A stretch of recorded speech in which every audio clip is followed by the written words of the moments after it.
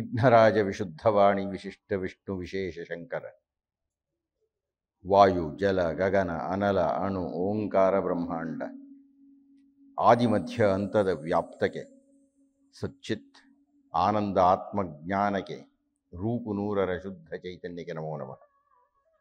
ಮಹಾಸಾಧಕರು ಅಂದರೆ ಸನ್ಮಾನ್ಯ ಶಿವರಾಮ್ ಅವರು.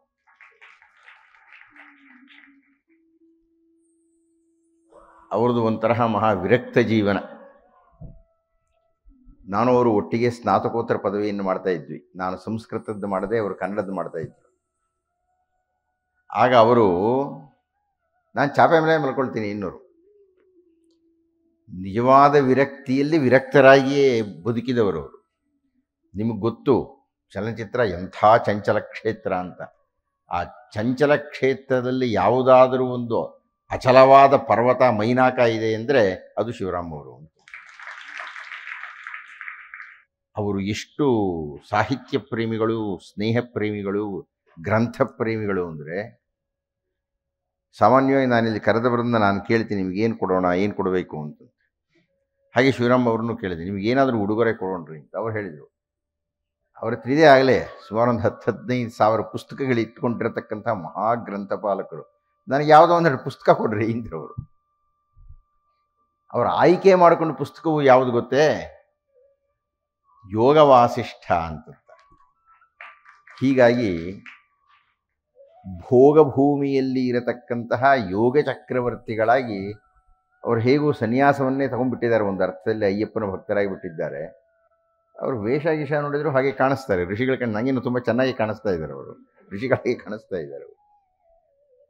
ಆತ್ಮೀಯರು, ವೇದಾಂತಿಗಳು, ತಾತ್ವಿಕರು ಆಗಿರತಕ್ಕಂಥ ಸನ್ಮಾನ್ಯ ಶಿವರಾಮ್ ಅವರು ಇಲ್ಲಿಗೆ ಆಗಮಿಸಿರತಕ್ಕಂಥದ್ದು ಈ ವೇದಿಕೆಯ ಗೌರವವನ್ನು ಹೆಚ್ಚಿಸಿದೆ. ಮಾನ್ಯ ಶಿವರಾಮ್ ಅವರೇ, ನಿಮ್ಮ ಆಗಮನಕ್ಕೆ ನಮ್ಮ ಸ್ವಾಗತ ಅಂತ ಹೇಳ್ತಾ,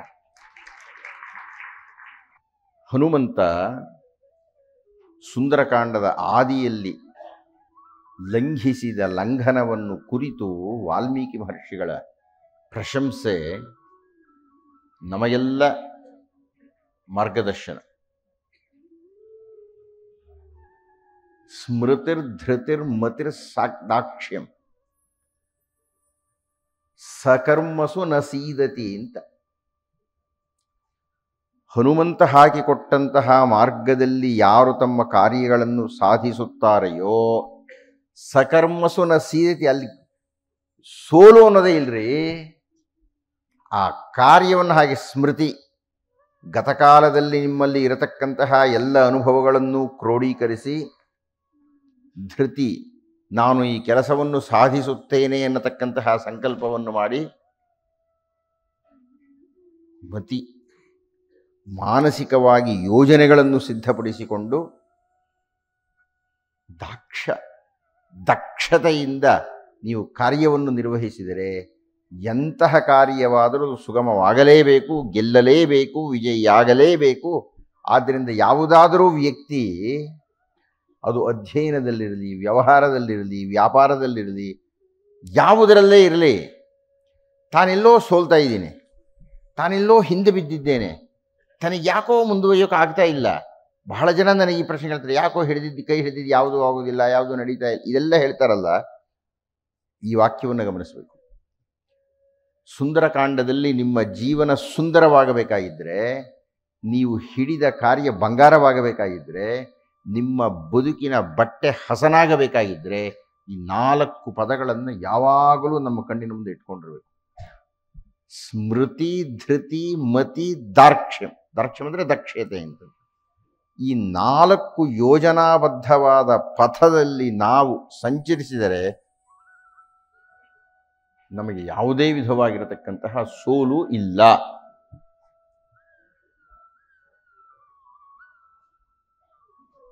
ಹನುಮಂತ ಲಂಕಾ ಪ್ರವೇಶವಾಯಿತು. ಲಂಕಿಣಿಯ ತಲೆಗೆ ಕುಟ್ಟಿದ್ದು ಆಯಿತು. ಈ ಹನುಮಂತ ಅಥವಾ ರಾಮರ ಇಂತಹ ಯಾವುದೇ ಆಘಾತದ ಹಿಂದೆ, ಶ್ರೀರಾಮರ ಅಥವಾ ಆಂಜನೇಯನ ಯಾವುದೇ ನಡೆಯ ಹಿಂದೆ ಒಂದು ವಿಶೇಷವಾದಂತಹ ಅಂಶವನ್ನು ನಾವು ಗಮನಿಸಬೇಕು. ತಾಟಕೆಯಿಂದ ಆರಂಭ ಮಾಡಿಕೊಂಡು ರಾವಣನ ತನಕ ಅವರು ತತ್ಕ್ಷಣವೇ ಘಾತಿಸಲಿಕ್ಕೆ ಹೋಗುವುದಿಲ್ಲ. ಅವರು ಅವಕಾಶವನ್ನು ಕೊಡ್ತಾರೆ, ತಪ್ಪಿಸಿಕೊಳ್ಳಲಿಕ್ಕೆ ಅವಕಾಶ ಕೊಡ್ತಾರೆ. ಸಾಂಕೇತಿಕವಾಗಿ ಮಾರೀಚನ ಸಂದರ್ಭದಲ್ಲಿಯೂ ಅದೇ ಆಯಿತು. ಮಾರೀಚ ಮೊದಲು ಕೊಟ್ಟ ಅವಕಾಶವನ್ನು ಉಪಯೋಗಿಸಿಕೊಂಡ, ಹೋಗಲೆಲ್ಲೋ ಬಿದ್ದ, ಸುಬಾಹು ಬಿದ್ದ, ಆದರೆ ಮತ್ತೆ ಬಂದ. ನಿಮಗೆ ಕೊಟ್ಟ ಅವಕಾಶದಲ್ಲಿ ನೀವು ಆಘಾತದಿಂದ ಚೇತರಿಸಿಕೊಳ್ಳದೆ ಹೋದರೆ, ಆಘಾತಕ್ಕೆ ವಿಮುಖರಾಗದೆ ಹೋದರೆ, ಆಘಾತದಿಂದ ದೂರ ಹೋಗದೆ ಹೋದರೆ, ಮುಷ್ಟಿನ ಅಭಿಜಗಾನೈನಾಂ ಹನುಮಾನ್ ಕ್ರೋಧ ಮೂರ್ಛಿತ, ಆಗ ಹನುಮಂತನ ಏಟು ಸಿಗುತ್ತೆ ನಿಮಗೆ ಅಂತ. ಇದು ಎಷ್ಟು ಧ್ವನಿಪೂರ್ಣವಾಗಿದೆ ಅಂದರೆ, ನಾವು ಯಾವುದೋ ಒಂದು ಕೆಲಸ ಮಾಡ್ತಾ ಇರ್ತೇವೆ, ಇನ್ನೇನು ಹನುಮಂತನೇ ರಾಮರೇ ಬಂದು ಹೇಳಬೇಕಾಗಿಲ್ಲ ನಿಮಗೆ, ಯಾರೋ ಹೇಳ್ಬೋದು ನಿಮಗೆ, ಇದು ಮಾಡಬೇಡ್ರಿ ಎನ್ಬೋದು. ಅಥವಾ ನೀವು ಮಾಡ್ತಾ ಇದ್ದರೆ ಯಾವುದೋ ಎಷ್ಟು ಸಲ ಪ್ರಯತ್ನ ಪಟ್ಟರೂ ಅದು ಕೈಗೂಡದೆ ಹೋಗೋದು, ನೀವು ಬಿಡಬೇಕಷ್ಟೇನೆ, ಇದನ್ನು ಅದರಿಂದ ವಿಮುಖರಾಗಬೇಕಷ್ಟೆ. ವಿಮುಖರಾಗದೇ ಹೋದರೆ ನಿಮಗೆ ಅರ್ಥ ಆಗುತ್ತೆ ಇದು ಯಾಕೋ ಸರಿ ಹೋದ್. ಎಷ್ಟೇ ಪ್ರಯತ್ನ ಪಟ್ಟರು, ಎಷ್ಟೇ ವಿವೇಕಿಗಳಾಗಿದ್ದರು, ಎಷ್ಟೇ ತಾಳ್ಮೆ ಇದ್ದರು, ಎಷ್ಟೇ ಸಹನೆ ಇದ್ದರು, ಎಷ್ಟೇ ಬುದ್ಧಿ ಇದ್ದರು, ಎಷ್ಟೇ ಯೋಜನೆಗಳನ್ನು ಮಾಡಿದ್ರು, ಯಾವುದೋ ಒಂದು ಮುಂದಕ್ಕೆ ಹೋಗ್ತಿಲ್ಲ ರೀ. ಅಲ್ಲಿಗೆ ಅದು ನಮ್ಮದಲ್ಲ ಅಂತ ನಿರ್ಣಯಿಸಬೇಕು. ಹಾಗೆ ನಿರ್ಣಯಿಸದೆ ಮುಂದುವರೆದರೆ ನಷ್ಟ ತಪ್ಪಿದ್ದಲ್ಲ. ಮುಷ್ಟಿನ ಅಭಿಜಘಾನೈನಾಂ,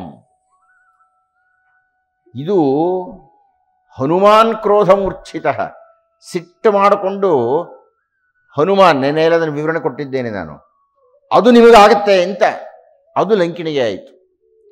ಹಾಗೆ ಲಂಕಿಣಿಗೆ ಆಗಿದ್ದು ಲಂಕೆಗೆ ಆಯಿತು, ಲಂಕೆಗೆ ಆಗಿದ್ದು ಲಂಕಾಸುರನಿಗೆ ಆಯಿತು, ಲಂಕಾಸುರನಿಗೆ ಆಗಿದ್ದು ಇಡೀ ರಾಕ್ಷಸ ಕುಲದ ವಿನಾಶಕ್ಕೆ ಆಯಿತು. ಇಡೀ ರಾಕ್ಷಸ ಕುಲದ ವಿನಾಶಕ್ಕೆ ಆಗಿದ್ದು ನಮಗೆಲ್ಲರಿಗೂ ಪಾಠವನ್ನು ಹೇಳಿಕೊಡ್ತು. ಹೀಗೆ ಮಾಡಬಾರ್ದು. ಲಂಕಿಣಿಗೆ ಹೇಳಿದ ಆತ, ಬಿಡು, ನನ್ನ ಪಾಡಿಗೆ ನಾನು ಬಂದಿದ್ದೇನೆ, ಇಲ್ಲೆಲ್ಲೋ ಓಡಾಡಿಕೊಂಡು ಒಬ್ಬ ಪ್ರವಾಸಿಗ, ನಾನು ನೋಡ್ಕೊಂಡು ಹೋಗ್ತೀನಿ ಇಂದ ಕೇಳಿಲ್ಲ ಅವಳು. ತನ್ಮೂಲಕ ನಾವು ಶ್ರೀಮದ್ ರಾಮಾಯಣದಲ್ಲಿ ಮೊದಲಿನಿಂದಲೂ ನೋಡ್ಕೊಂಡು ಬರ್ತಾ ಇರತಕ್ಕಂಥ ಒಂದು ತತ್ವದ ಅನಾವರಣವೂ ಆಗುತ್ತೆ. ನೀವು ಎಂತಹ ಸ್ವರ್ಣಲಂಕೆಗೆ ಎಂತಹ ಸರ್ಪಕಾವಲನ್ನು ಹಾಕಿ ಎಂತಹ ಲಂಕಿಣಿಯನ್ನಾದರೂ ಅಡ್ಡ ಇಟ್ಟಿರಬಹುದು ರಾವಣ. ಅವನು ಅಂದುಕೊಂಡು ಬಿಟ್ಟಿದ್ದಾನೆ, ಸೀತೆಗೆ ಮುಂದೆ ಅದನ್ನೇ ಹೇಳ್ತಾನೆ,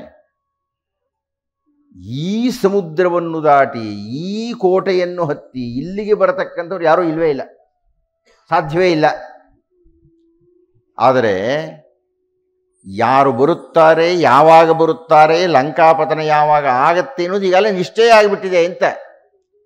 ವಿಧಿಯ ಮುಂದೆ, ವಿಧಿಯ ಕಟ್ಟಳೆಯ ಮುಂದೆ, ವಿಧಿಯ ನಿಯಮದ ಮುಂದೆ ನಿಮ್ಮ ಪೌರುಷ ಏನೂ ಮಾಡಲ್ರಿ. ಎಷ್ಟೋ ಸಲ ಮಾತಾಡ್ಕೊಂಡು ಬಂದಿದ್ದೀವಿ ನಾವು. ಈಗ ಅಂಥದ್ದು ಮತ್ತೊಂದು ಉದಾಹರಣೆ, ಲಂಕಿಣಿ ಪತನ. ಆ ಲಂಕಿಣಿಗೆ ಹೊಡಿತಾನಲ್ಲ, ಅದು ದೃಶ್ಯ ನಮಗೆ ಕಾಣಿಸ್ತಕ್ಕಂಥದ್ದು. ಅದರ ಧ್ವನಿ ಏನು? ಲಂಕಿಣಿ ಏನು ಹೇಳ್ತಾಳೆ ತಕ್ಷಣ? ಹಾಗಾದರೆ ಲಂಕೆಯ ನಾಶ ಆಯಿತು. ಯಾಕಾಯಿತು? ಬ್ರಹ್ಮ ನನಗೆ ಎಂದೋ ಹೇಳಿದ್ದ, ಏನಂತ? ಎಂದು ಯಾವುದಾದರೂ ಒಂದು ಕಪಿರೂಪದ ಶಕ್ತಿ ಬಂದು ನಿನಗೆ ಹೊಡೆಯುತ್ತೋ ಆಗ ಲಂಕೆ ನಾಶ ಆಗುತ್ತೆ. ಅಂದರೆ ಲಂಕಾ ನಾಶ ಅನ್ನತಕ್ಕಂಥದ್ದು ಈಗ ಆಗಿದ್ದಲ್ಲ, ಈಗ ಆಗುವುದಲ್ಲ, ಎಂದೋ ಖಚಿತವಾದದ್ದು, ಎಂದೋ ಲಿಖಿಸಲ್ಪಟ್ಟಿದ್ದು.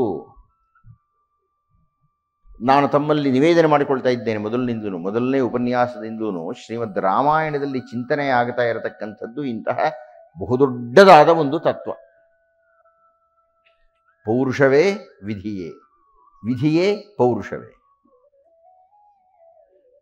100ಕ್ಕೆ 99ರಷ್ಟು ನಮಗೆ ಪೌರುಷವೇ ಅಂತಲೇ ಅನ್ನಿಸ್ತಾ ಇರುತ್ತೆ. ನಾವೇ ಪ್ರಯತ್ನ ಪಡ್ತೀವಿ, ನಾವೇ ಕಷ್ಟಪಡ್ತೀವಿ, ನಾವೇ ತಪಸ್ಸು ಮಾಡ್ತೀವಿ, ನಾವೇ ಎಲ್ಲ ಕಷ್ಟ ಅನುಭವಿಸ್ತೀವಿ, ನಾವೇ ಗೆಲ್ತೀವಿ ಅನ್ನುವುದೇ ನಮ್ಮ ನಿರ್ಣಯ. ಆದರೆ ಆಳವಾಗಿ ಅಧ್ಯಯನ ಮಾಡಿದಂತೆಲ್ಲ ಕಪ್ಪು ಕೂದಲು ಬಿಳಿ ಕೂದಲಾಗಿ ಪರಿವರ್ತನೆ ಆದಂತೆಲ್ಲ ಈ ಪೌರುಷವಾದದ ಹುಚ್ಚು ಕಡಿಮೆ ಆಗ್ತಾ ಹೋಗುತ್ತೆ. ಪೌರುಷವೇ ಸರಿಯೋ ಅಥವಾ ವಿಧಿಯೇ ಸರಿಯೋ ಅದು ಅವರವರ ಅನುಭವಕ್ಕೆ ತಟ್ಟುವ ತನಕ ಇನ್ನೊಬ್ಬರು ಹೇರುವಂತ ಸಾಧ್ಯ ಇಲ್ಲ. ಅದು ಅವರೇ ಅರ್ಥ ಮಾಡಿಕೊಳ್ಳಬೇಕಾದ್ದು, ಅವರಿಗೇ ಅರ್ಥವಾಗಬೇಕಾದ್ದು. ಎರಡೂ ಸರಿ ಯಾವುದೋ ಒಂದು ಅರ್ಥದಲ್ಲಿ. ಯಾವುದೋ ಒಂದು ಅರ್ಥದಲ್ಲಿ ಅಂದರೆ ಏನು? ಅದಕ್ಕೊಂದು ಪುಟ್ಟ ಕಥೆಯನ್ನು ಹೇಳಿ ಇಂದಿನ ಉಪನ್ಯಾಸವನ್ನು ಮುಂದುವರಿಸೋಣ. ಒಬ್ಬರು ಪೌರುಷವಾದಿ, ಇನ್ನೊಬ್ಬ ವಿಧಿವಾದಿ. ಇಬ್ಬರು ನಮ್ಮದು ಸರಿ ಅಂತ ಹೇಳ್ತಾ ಇದ್ದಾರೆ. ಒಬ್ಬ ರಾಜನ ಹತ್ತಿರಕ್ಕೆ ಹೋದರು.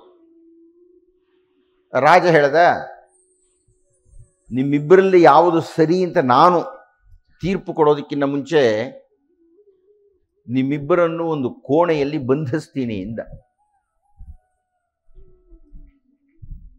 ಸೂರ್ಯಾಸ್ತಮಾನವಾದ ಮೇಲೆ ಭಟರು ಅವರಿಬ್ಬರನ್ನು ಕರ್ಕೊಂಡು ಹೋಗಿ ಒಂದು ಕೋಣೆಗೆ ನೂಕಿದ್ರು.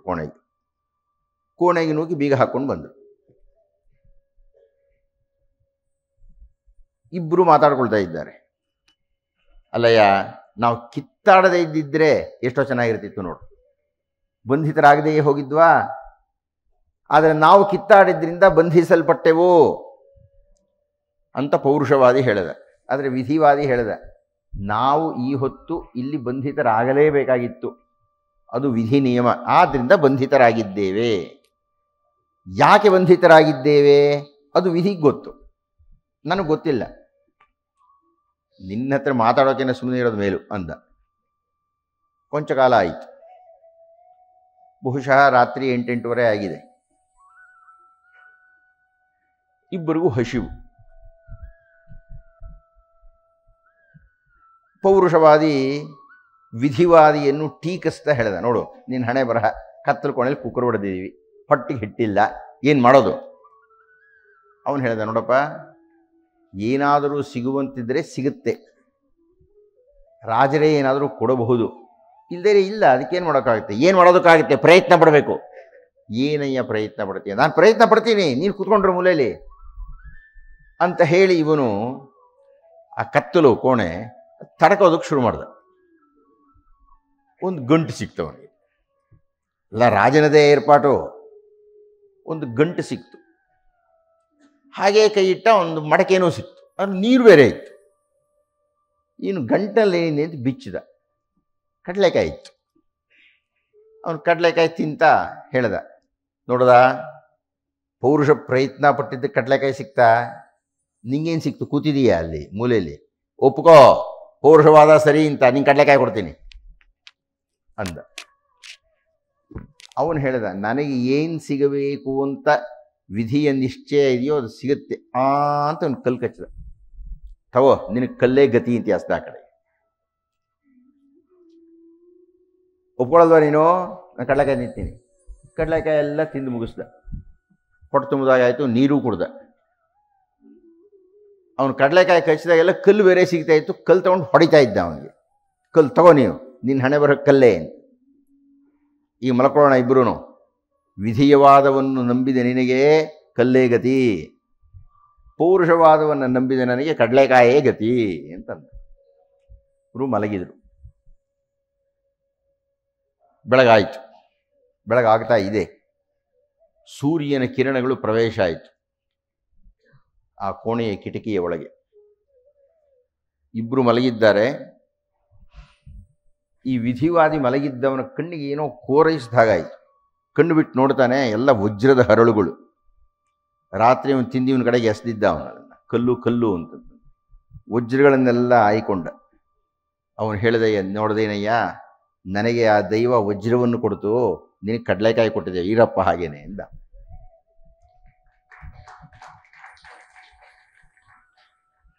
ಇಬ್ಬರು ಮತ್ತೆ ರಾಜನ ಹತ್ರಕ್ಕೆ ಹೋದರು. ಉತ್ತರ ನಿಮಗೆ ಗೊತ್ತಾಯ್ತು ಅಂತಂದ. ಅವರವರ ಮಿತಿಯಲ್ಲಿ ಅವರವರ ವಾದ ಸರಿ ಇರಬಹುದು, ಆದರೆ ಶಾಶ್ವತವಾದದ್ದು, ಬೆಲೆಯುಳ್ಳದ್ದು, ಬೆಲೆ ಕೊಡಬಹುದಾದದ್ದು, ಮಿಂಚಬಹುದಾದದ್ದು, ಹೊಳೆಯಬಹುದಾದದ್ದು, ಎಲ್ಲ ಕಾಲಕ್ಕೂ ಸಂದಾಯವಾಗಬಹುದಾದದ್ದು ವಜ್ರಗಳೇ ವಿನಃ ಕಡಲೆಕಾಯಿ ಅಲ್ಲ ಅಂತ ಹೇಳಿದರು. ಇದು ಶ್ರೀಮದ್ ರಾಮಾಯಣದಲ್ಲಿ ಕೊನೆಯ ಕ್ಷಣದ ತನಕ ಆಗಾಗ ಬಂದು ನಮಗೆ ಪಾಠವನ್ನು ಹೇಳಿ ಹೋಗ್ತಾ ಇರುತ್ತೆ. ಅದರಲ್ಲಿಯೂ ಇದನ್ನು ನಾವು ತುಂಬ ತೀವ್ರವಾಗಿ ಗಮನಿಸತಕ್ಕದ್ದು ಇಂದ್ರಜಿತ್ ವಧೆಯಲ್ಲಿ. ಯಾಕೆ ಅಂದರೆ ನಾವೀಗಾಗಲೇ ನೋಡಿದ್ದೇವೆ, ಪೌರುಷವಾದದ ಪ್ರತಿನಿಧಿಯಾಗಿ ರಾಮರನ್ನೇ ಯಾವ್ಯಾವುದೋ ಪದಗಳಿಂದ ಮಾತಾಡಿದಂಥವನು ಲಕ್ಷ್ಮಣ. ಆ ಲಕ್ಷ್ಮಣ ತನ್ನ ಪೌರುಷವಾದದ ಚಿಂತನೆಯನ್ನು ಬಿಟ್ಟು ವಿಧಿವಾದಕ್ಕೆ ಪರಿವರ್ತಿತನಾಗಿ ಅಣ್ಣನಿಗೆ ಪಾಠ ಹೇಳೋಕೆ ಹೋಗ್ಬಿಡ್ತಾನೆ. ಆಮೇಲೆ ಮುಂದೆ ಉತ್ತರಕಾಂಡದ ಸಂದರ್ಭದಲ್ಲಿ ಇರಲಿ, ಆ ಸಂದರ್ಭ ಬಂದರೆ ನೋಡೋಣ. ಹೇಗೂ ಆಂಜನೇಯ ಪ್ರವೇಶ ಮಾಡಿದ್ದಾನೆ ಲಂಕಾನಗರ. ಚಿನ್ನದೂರನು ಕಂಡು ಮುಗ್ಧನಾದನು ಹನುಮ, ಹಸುರಲ್ಲಿ ತೇಲುತ್ತಿದೆ ಹೊನ್ನ ಹಡಗು. ಹಡಗಲ್ಲ, ಲಂಕಾನಗರವೇ. ಹಸುರಲ್ಲಿ ತೇಲುತ್ತಿದೆ ಹೊನ್ನ ಹಡಗು, ಸುತ್ತ ಹುಲ್ಲಿನ ಹಾಸು ಪರಿಮಳದ ರಸಬೀಡು, ಹೂ ಅಂಗಿ ತೊಟ್ಟಿಹವು ಗುಡ್ಡ ಬೆಟ್ಟ. ಸುತ್ತಲೂ ಹಸುರು, ಸುತ್ತಲೂ ಗುಡ್ಡ ಬೆಟ್ಟಗಳಿದೆ, ಎಲ್ಲ ಹೂಗಳನ್ನು ಧರಿಸಿ ನಿಂತಿದೆ. ಆ ಇಡೀ ಲಂಕೆಯೇ ಸುಗಂಧದಿಂದ ವ್ಯಾಪ್ತವಾಗಿ ಬಿಟ್ಟಿದೆ. ಆ ಹಸುರು ದ್ವೀಪದ ನಡುವೆ ಇಡೀ ನಗರವೇ ಚಿನ್ನವಾಗಿ ಬಿಟ್ಟಿದೆ. ಚಿನ್ನದೂರನು ಕಂಡು ಮುಗ್ಧನಾದನು ಹನುಮ,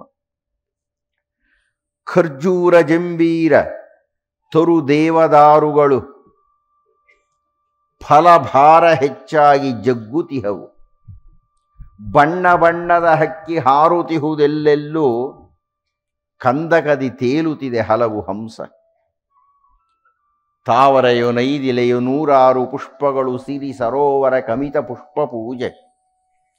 ಇಲ್ಲ ಋತುಗಳು 6, ಒಂದೇ ಋತು ಎಲ್ಲೆಲ್ಲೂ, ತಂಪು ಹೂ ಹಣ್ಣು ಅದು ಸತ್ಯ ನಿತ್ಯ.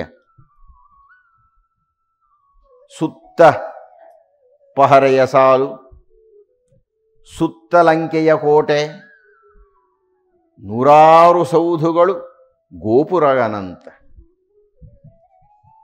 ಅಜಾನುಬಾಹುಗಳು ಸದೃಢ ಶರೀರಿಗಳು ಓಡಾಡುತ್ತಿರುವ ಲಂಕೆಯ ಪೌರರು, ಮಡಿವಸ್ತ್ರ ಆಭರಣ ಭುಜ ಶಿರ ಕಿರೀಟಿಗಳು, ಕರದಿ ಪರಿಘ ಬಿಲ್ಲು ಶಾಟಿ ನೃತ್ಯ. ಅಲ್ಲಿರತಕ್ಕಂತಹ ಜನರು ನೃತ್ಯದಲ್ಲಿ ನಿಸ್ಸೀಮರಾಗಿದ್ದಾರೆ, ಕುದುರೆಗಳನ್ನು ಓಡಿಸುವುದರಲ್ಲಿ ಸಿದ್ಧಹಸ್ತರಾಗಿದ್ದಾರೆ, ಪರಿಘ ಬಿಲ್ಲು ಇತ್ಯಾದಿ ಆಯುಧಗಳನ್ನು ಹಿಡಿದುಕೊಂಡಿದ್ದಾರೆ. ತೃಪ್ತಿ ಸಿರಿ ಸಂತೋಷ ಉಲ್ಲಾಸ ಉನ್ಮಾದ ವ್ಯಾಯಾಮ ಶಿಕ್ಷಣವು ತಂತ್ರ ಮಂತ್ರ ತುಂಬಿ ತುಳುಕುತ್ತಿಹುದು ಅಮರಾವತಿಯ ತೆರದಿ, ಲಂಕೆ ಕಾಂತೆಗೆ ಹನುಮ ಮಾರು ಹೋದ. ಅತ್ಯಂತ ಸುಂದರವಾಗಿರತಕ್ಕಂಥ ಆಕರ್ಷಕವಾಗಿರತಕ್ಕಂತಹ ಲಂಕೆ. ದಿಡ್ಡಿಬಾಗಿಲು ಸ್ವರ್ಣ, ಬೀದಿ ಬೇಲಿಯು ಸ್ವರ್ಣ, ಮನೆಯ ಗೋಡೆಯು ಉಪ್ಪರಿಗೆ ಸ್ವರ್ಣ, ವಾಹನಗಳೆಲ್ಲ ಸ್ವರ್ಣ, ಅಶ್ವ ತುಂಬಿದ ಸ್ವರ್ಣ, ಪಂಚೆ ಅಂಚೂ ಪಾದರಕ್ಷೆ ಸ್ವರ್ಣ. ಸ್ವರ್ಣ ಸ್ವರ್ಣವೋ ಸ್ವರ್ಣ, ಕಣ್ಣು ಕಂಡದ್ದೆಲ್ಲ ಸ್ವರ್ಣ, ನಿಜಕ್ಕೂ ಚಿನ್ನದ ಲಂಕೆ ಸ್ವರ್ಣ ಲಂಕೆ.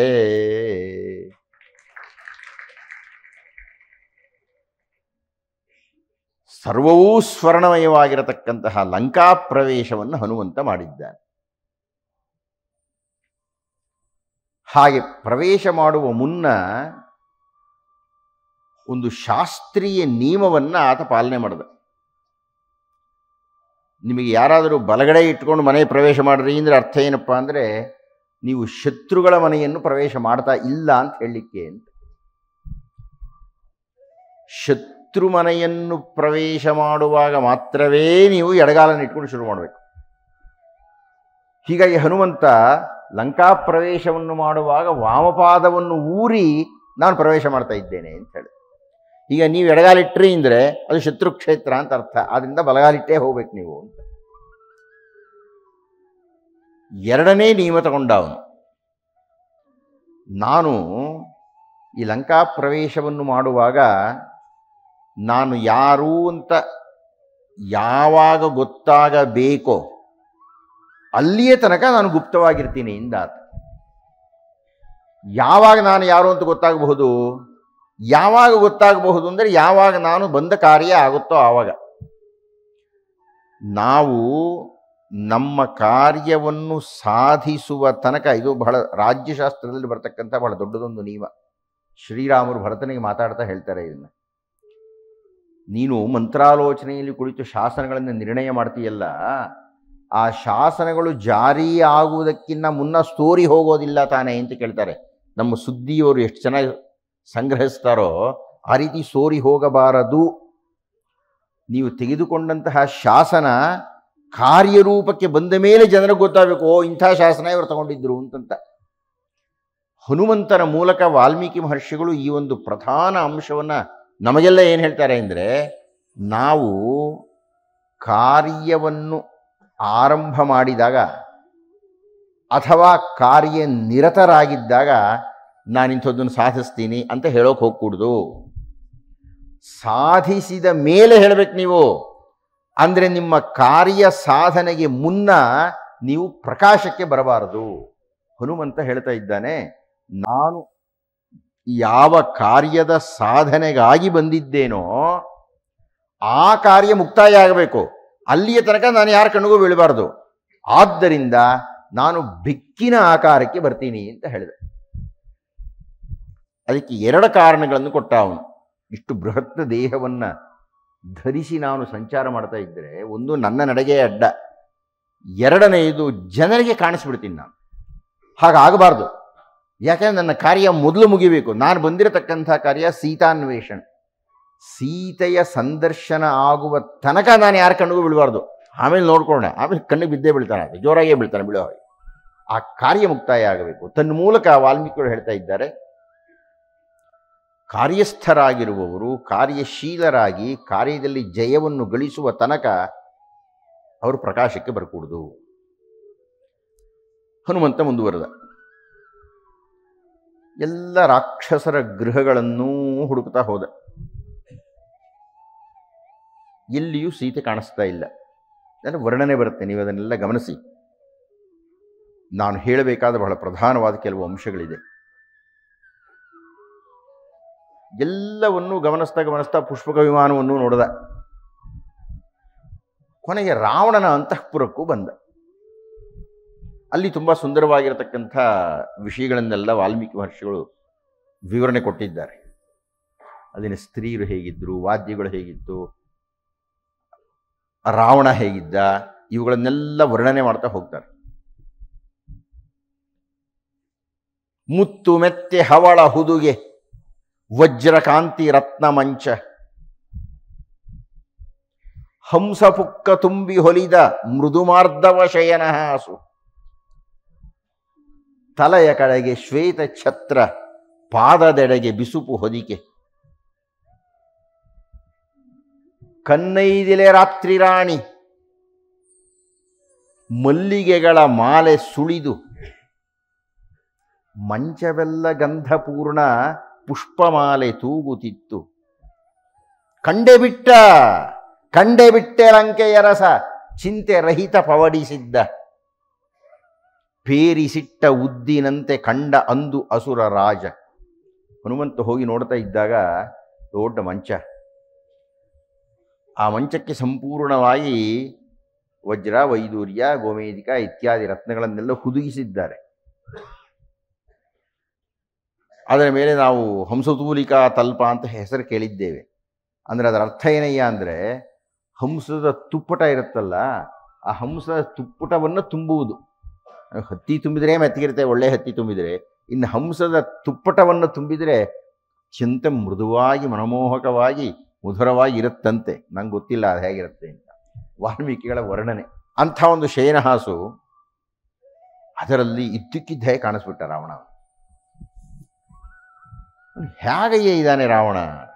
ಕಂಡೆ ಬಿಟ್ಟ ಸುಂದರಾಂಗ, ಕಂಡೆ ಬಿಟ್ಟ ದಶಕಂಠನ, ಕಂಡ ಒಡನೆ ಹನುಮಂತನ ಚಿತ್ತ ಕೆದಕಿ ಕದಡಿ ಹೋಯಿತು.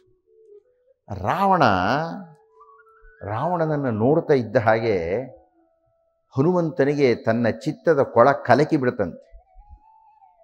ಯಾಕೆ ಎಂದರೆ ಮುಂದೆ ಮಾತಾಡ್ತಾನೆ. ರಾವಣನನ್ನು ಆಸ್ಥಾನದಲ್ಲಿ ನೋಡಿದಾಗ ಒಂದು ಸಂದರ್ಭ ಬರುತ್ತೆ, ಅದನ್ನು ನಾಳೆ ಮಾತಾಡ್ತೀನಿ. ಆಗ ಹೇಗೆ ಕಂಡ ಅವನು, ಈಗ ಮಲಕೊಂಡು ನಿದ್ದೆ ಹೋಗ್ತಾ ಇದ್ದಾನೆ, ಆಗ ಜಾಗೃತನಾಗಿದ್ದಾನೆ. ಜಾಗೃತನಾದ ರಾವಣ ಹೇಗೆ ಕಂಡ, ನಿದ್ದೆ ಹೋಗುತ್ತಾ ಇರತಕ್ಕಂತಹ ರಾವಣ ಹೇಗೆ ಕಂಡ, ಎರಡರ ವರ್ಣನೆ ಬಹಳ ಅದ್ಭುತವಾಗಿ ಬರುತ್ತೆ ವಾಲ್ಮೀಕಿ ರಾಮಾಯಣದಲ್ಲಿ. ಇದು ಬಹಳ ದೊಡ್ಡ ಸಂಕೇತ. ಶ್ರೀಮದ್ ರಾಮಾಯಣವನ್ನು ನಾವು ಅಧ್ಯಯನ ಮಾಡಬೇಕಾಗಿದ್ದರೆ ಸುಮ್ಮನೆ ಕಾದಂಬರಿ ಓದಿದ್ರೆ ಆಗೋದಿಲ್ಲ. ಅದನ್ನು ಒಂದೊಂದು ಶ್ಲೋಕದಲ್ಲಿಯೂ ಕುಳಿತು ನಿಂತು ಯೋಚಿಸಿ ಅಧ್ಯಯನ ಮಾಡಿ. ಅಲ್ರಿ, ಸಾವಿರಾರು ವರ್ಷಗಳಿಂದ ಒಂದು ಕಾವ್ಯವೊಂದು ಇಡೀ ಜಗತ್ತಿನಲ್ಲಿ ಮಾನ್ಯವಾಗಿ ಬಿಟ್ಟಿದೆ ಅಂದರೆ, ಇಡೀ ಜಗತ್ತೇ ರಾಮಾಯಣಕ್ಕೆ ಅಷ್ಟೊಂದು ಪ್ರಾಶಸ್ತ್ಯ ಕೊಡ್ತಾ ಇದೆ ಅಂದರೆ ಯಾಕೆ ಅಂತ ತಿಳಿಬೇಕಾಗಿದ್ದರೆ ನಾವು ಆ ರಾಮಾಯಣಕ್ಕೆ ದಾಸರೇ ಆಗಬೇಕು. ಸುಮ್ಮನೆ ಓದಿದ್ರೆ ಆಗೋದಿಲ್ಲ. ನೀವು ಬರೀ ಓದಿರೋದು ಕಥೆ, ಯಾರಿಗೆ ಕಥೆ ಗೊತ್ತಿಲ್ಲ, ರಾಮಾಯಣದ ಕಥೆ ಎಲ್ರಿಗೂ ಗೊತ್ತೇ ಇದೆ. ರಾಮಾಯಣದ ಆನಂದವನ್ನು ನೀವು ಅನುಭವಿಸಬೇಕು ಅಂದರೆ ತುಂಬ ನಿಧಾನವಾಗಿ ಒಂದೊಂದು ಶ್ಲೋಕವನ್ನೂ ಅಧ್ಯಯನ ಮಾಡ್ತಾನೆ ಹೋಗ್ಬೇಕು ನೀವು. ಹಾಗೆ ಅಧ್ಯಯನ ಮಾಡಿದಾಗ ಅದು ತನ್ನ ಹೊಳಹುಗಳನ್ನು ತೋರಿಸ್ತಾ ಹೋಗುತ್ತೆ. ಶ್ರೀಮದ್ ರಾಮಾಯಣದಲ್ಲಿ ಆಂಜನೇಯ 2 ಬಾರಿ ರಾವಣನನ್ನು ನೋಡಿದಾಗ 2 ತರಹದ ವರ್ಣನೆಯನ್ನು ವಾಲ್ಮೀಕಿಗಳು ಮಾಡ್ತಾರೆ. ಅದೇ ರಾವಣನೇ, ಆದರೆ ಏನದು ವ್ಯತ್ಯಾಸ ಅಂದರೆ ಒಂದು ನಿದ್ರಾವಸ್ಥೆಯ ರಾವಣ, ಇನ್ನೊಂದು ಜಾಗೃತನಾದ ರಾವಣ. ನಮಗೆಲ್ಲ ಗೊತ್ತಿದೆ ನಾವು ನಿದ್ದೆಯಲ್ಲಿ ಎಷ್ಟೆಷ್ಟು ಪೆದ್ದಾಗಿ ಮುದ್ದಾಗಿರ್ತೀವಿ ಅಂತ. ಅಂದರೆ ನಿದ್ದೆ ಅನ್ನತಕ್ಕಂಥದ್ದು ತಾತ್ಕಾಲಿಕ ಮೃತ್ಯೋದು.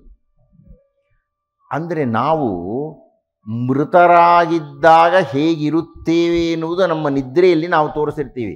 ಹಣೆ ಬರಹ ಏನಂದ್ರೆ ನಾವು ನಿದ್ದೆ ಮಾಡೋದ ನೋಡ್ಕೊಳಕ್ಕಾಗಲ್ಲ, ನಾವು ಬೇರೆಯವರು ನಿದ್ದೆ ಮಾಡೋದ ನೋಡಬೇಕು.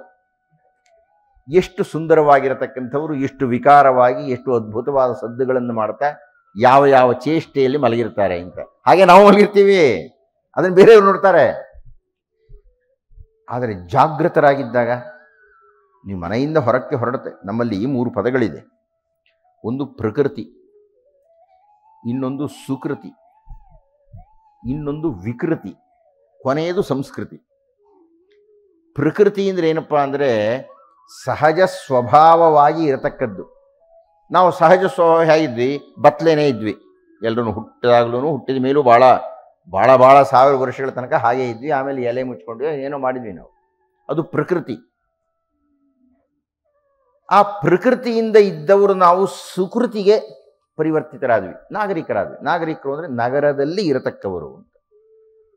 ಏನೋ ಒಂದು ಉಡುಗೆ ಧರಿಸಿದ್ವಿ, ತಲೆಯನ್ನು ಬಾಚ್ಕೊಂಡ್ವಿ, ಬೋರ್ ಹಣೆಗೆ ಏನೋ ಒಂದಷ್ಟು ಕುಂಕುಮ ಇಟ್ಕೊಂಡ್ವಿ, ಅಥವಾ ಏನೋ ಇಟ್ಕೊಂಡ್ವಿ, ಕೊರಳಿಗೇನೋ ಹಾಕ್ಕೊಂಡ್ವಿ. ಅಲ್ಲ, ಹಾಕ್ಕೊಳ್ಳದೆ ಇರತಕ್ಕಂಥ ಮಹಿಳೆಯರು ಇದ್ದಾರೆ. ಇರೋ ಕೊರಳನ್ನು ತೆಗೆದು ಹಾಕೋದು, ಹಣೆಗೆ ಒಂದು ಕಿತ್ತಾಕೋದು, ಇದು ಬೇಡ ಅನ್ನೋದು ಅವರೂ ಇದ್ದಾರೆ, ಇರಲಿ ಬಿಡಿ.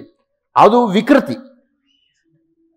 ಪ್ರಕೃತಿ ಇದ್ದದ್ದು ಸುಕೃತಿಯಾಗಿ ಈಗ ಬಟ್ಟೆ ಹಾಕ್ಕೊಳ್ತೀವಪ್ಪ, ಇಲ್ಲ ರೀ ಹರ್ಕೊಳ್ತೀವಿ ನಾವು, ಒಂದು ಕಿವಿಗೆ ಹಾಕ್ಕೊಳ್ತೀವಿ, ಇಲ್ಲೇನೋ ಒಂದು ಬಣ್ಣ, ಅದು ಮೊನ್ನೆ ನಾನು ಬರ್ತಾ ಇದ್ದೀನಿ, ಇಷ್ಟು ಸರಿಯಾಗಿ ಗುಂಡು, ಇಲ್ಲಿ ಮಾತ್ರ ಏನೇನೋ.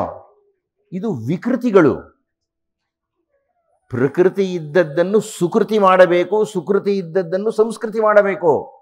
ಆ ಸಂಸ್ಕೃತಿ ಮಾಡಿ ಸುಸಂಸ್ಕೃತರಾಗಬೇಕು. ವಿಕೃತಿಗಳಾಗ್ಬಿಡ್ತೀವಿ ಅಂದರೆ. ಆದರೆ ಯಾವಾಗ ವಿಕೃತಿ ಆಗತ್ತೆ ಗೊತ್ತೋ, ಅದೇ ರಾವಣನ ನಿದ್ರಾವಸ್ಥೆಯ ದರ್ಶನ. ನಾವು ವಿಕಾರ ಯಾವಾಗ ಆಗ್ತೀವಿ ಅಂದರೆ ನಮ್ಮ ಜ್ಞಾನ ಇಲ್ಲದೇ ಇದ್ದಾಗ, ನಾವು ಎಚ್ಚರ ಇರದೇ ಇದ್ದಾಗ. ಅದಕ್ಕೆ ಭಗವತ್ಪಾದರು ಜಾಗೃತ ಅಂತ ಡಂಗೂರ ಹೊಡೆದಿದ್ದು. ಜಾಗರೂಕರಾಗಿರಬೇಕು ನೀವು ಅಂತ. ರಾವಣ ಅಜಾಗರೂಕನಾಗಿದ್ದಾನೆ.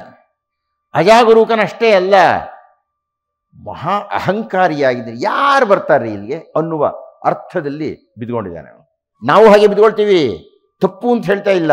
ಆದರೆ ವಾಲ್ಮೀಕಿ ಮಹರ್ಷಿಗಳು ತೋರಿಸ್ತಕ್ಕಂಥದ್ದು ಜಾಗರೂಕರಾಗಿದ್ದಾಗ ಸಂಸ್ಕೃತಿಗೆ ತಿರುಗಬಹುದಾದವರು ಅಜಾಗರೂಕರಾಗಿದ್ದಾಗ, ನಿದ್ರಾವಸ್ಥೆಯಲ್ಲಿದ್ದಾಗ, ಮದಿಸಿದ್ದಾಗ ತುಂಬ ವಿಕಾರಿಗಳಾಗ್ತೀರಿ. ಹಾಗೆ ಆಗಬಾರದು ಅನ್ನತಕ್ಕಂಥದ್ದು ಒಬ್ಬ ಜ್ಞಾನಿಯ ದೃಷ್ಟಿಯಿಂದ 2 ದರ್ಶನಗಳನ್ನು ಮಾಡಿಸ್ತಾರೆ. ಈಗ ಆಂಜನೇಯ ನೋಡ್ತಾ ಇದ್ದಾನೆ, ನಾಳೆ ನೋಡ್ತಾನೆ ಎಚ್ಚರವಾಗಿದ್ದಾಗ. ಆಗ ಅವನಿಗೆ ಹೇಗೆ ಅನಿಸುತ್ತೆ, ಈಗ ಹೇಗೆ ಅನ್ನಿಸ್ತಾ ಇದೆ? ಬಿಸಿಯ ಉಸಿರು ಬಿಡುತ್ತಿರುವ ಕೃಷ್ಣ ಸರ್ಪ ಕೇಳಿಯಲ್ಲಿ ಮಲಗಿದಂತೆ ಕಂಡು ಬಂದ. ಕೃಷ್ಣ ಸರ್ಪ ಒಂದು ಕೇಳಿಯನ್ನು ಮುಗಿಸಿ ಮತ್ತೊಂದು ಕೃಷ್ಣ ಸರ್ಪದ ಜೊತೆಗೆ ಬಿದ್ದುಕೊಂಡಿದ್ರೆ ಹೇಗಿದೆಯೋ ಹಾಗಿದೆ. ಹೋರಿ ಜಗಳದಲ್ಲಿ ಗೆದ್ದ ಕಪ್ಪು ವೃಷಭದಂತೆ ಕಂಡ. ಅಂದರೆ ಇಲ್ಲೆಲ್ಲ ಸಂಕೇತ ಹೇಳ್ತಾ ಇರತಕ್ಕಂಥದ್ದು ವಾಲ್ಮೀಕಿಗಳು ಘರ್ಷಣೆಯನ್ನ. ಸಲಗವೊಂದು ಹೊಡೆದು ಆಡಿ ಮಲಗಿದಂತೆ ಕಂಡು ಬಂದ. ಮೃತ್ಯುದೇವ ಯಮನ ಕೋಣ ಶಯನಿಸಿರುವ ರೀತಿ ಕಂಡ. 3-4 ಉಪಮಾನಗಳನ್ನು ಕೊಡ್ತಾನೆ ಹನುಮಂತ ಆ ರಾವಣನನ್ನು ನೋಡಿದಾಗ. ಆ ರಾವಣ ಹೇಗಯ್ಯ ಇದ್ದ? ಕೃಷ್ಣ ಸರ್ಪ ಇದ್ದಾಗಿದ್ದ. ಅದು ಎಂಥದ್ದು? ಭೋಗಿಸಿ ಬಂದು ಸುಸ್ತಾಗಿ ಮಲಗಿದ ಕೃಷ್ಣ ಸರ್ಪ. ವೃಷಭಗಳೆರಡರ ಜೊತೆಗೆ ಗುದ್ದಾಡಿ ಬಿದ್ದುಕೊಂಡಿರತಕ್ಕಂಥ ಒಂದು ಎತ್ತು.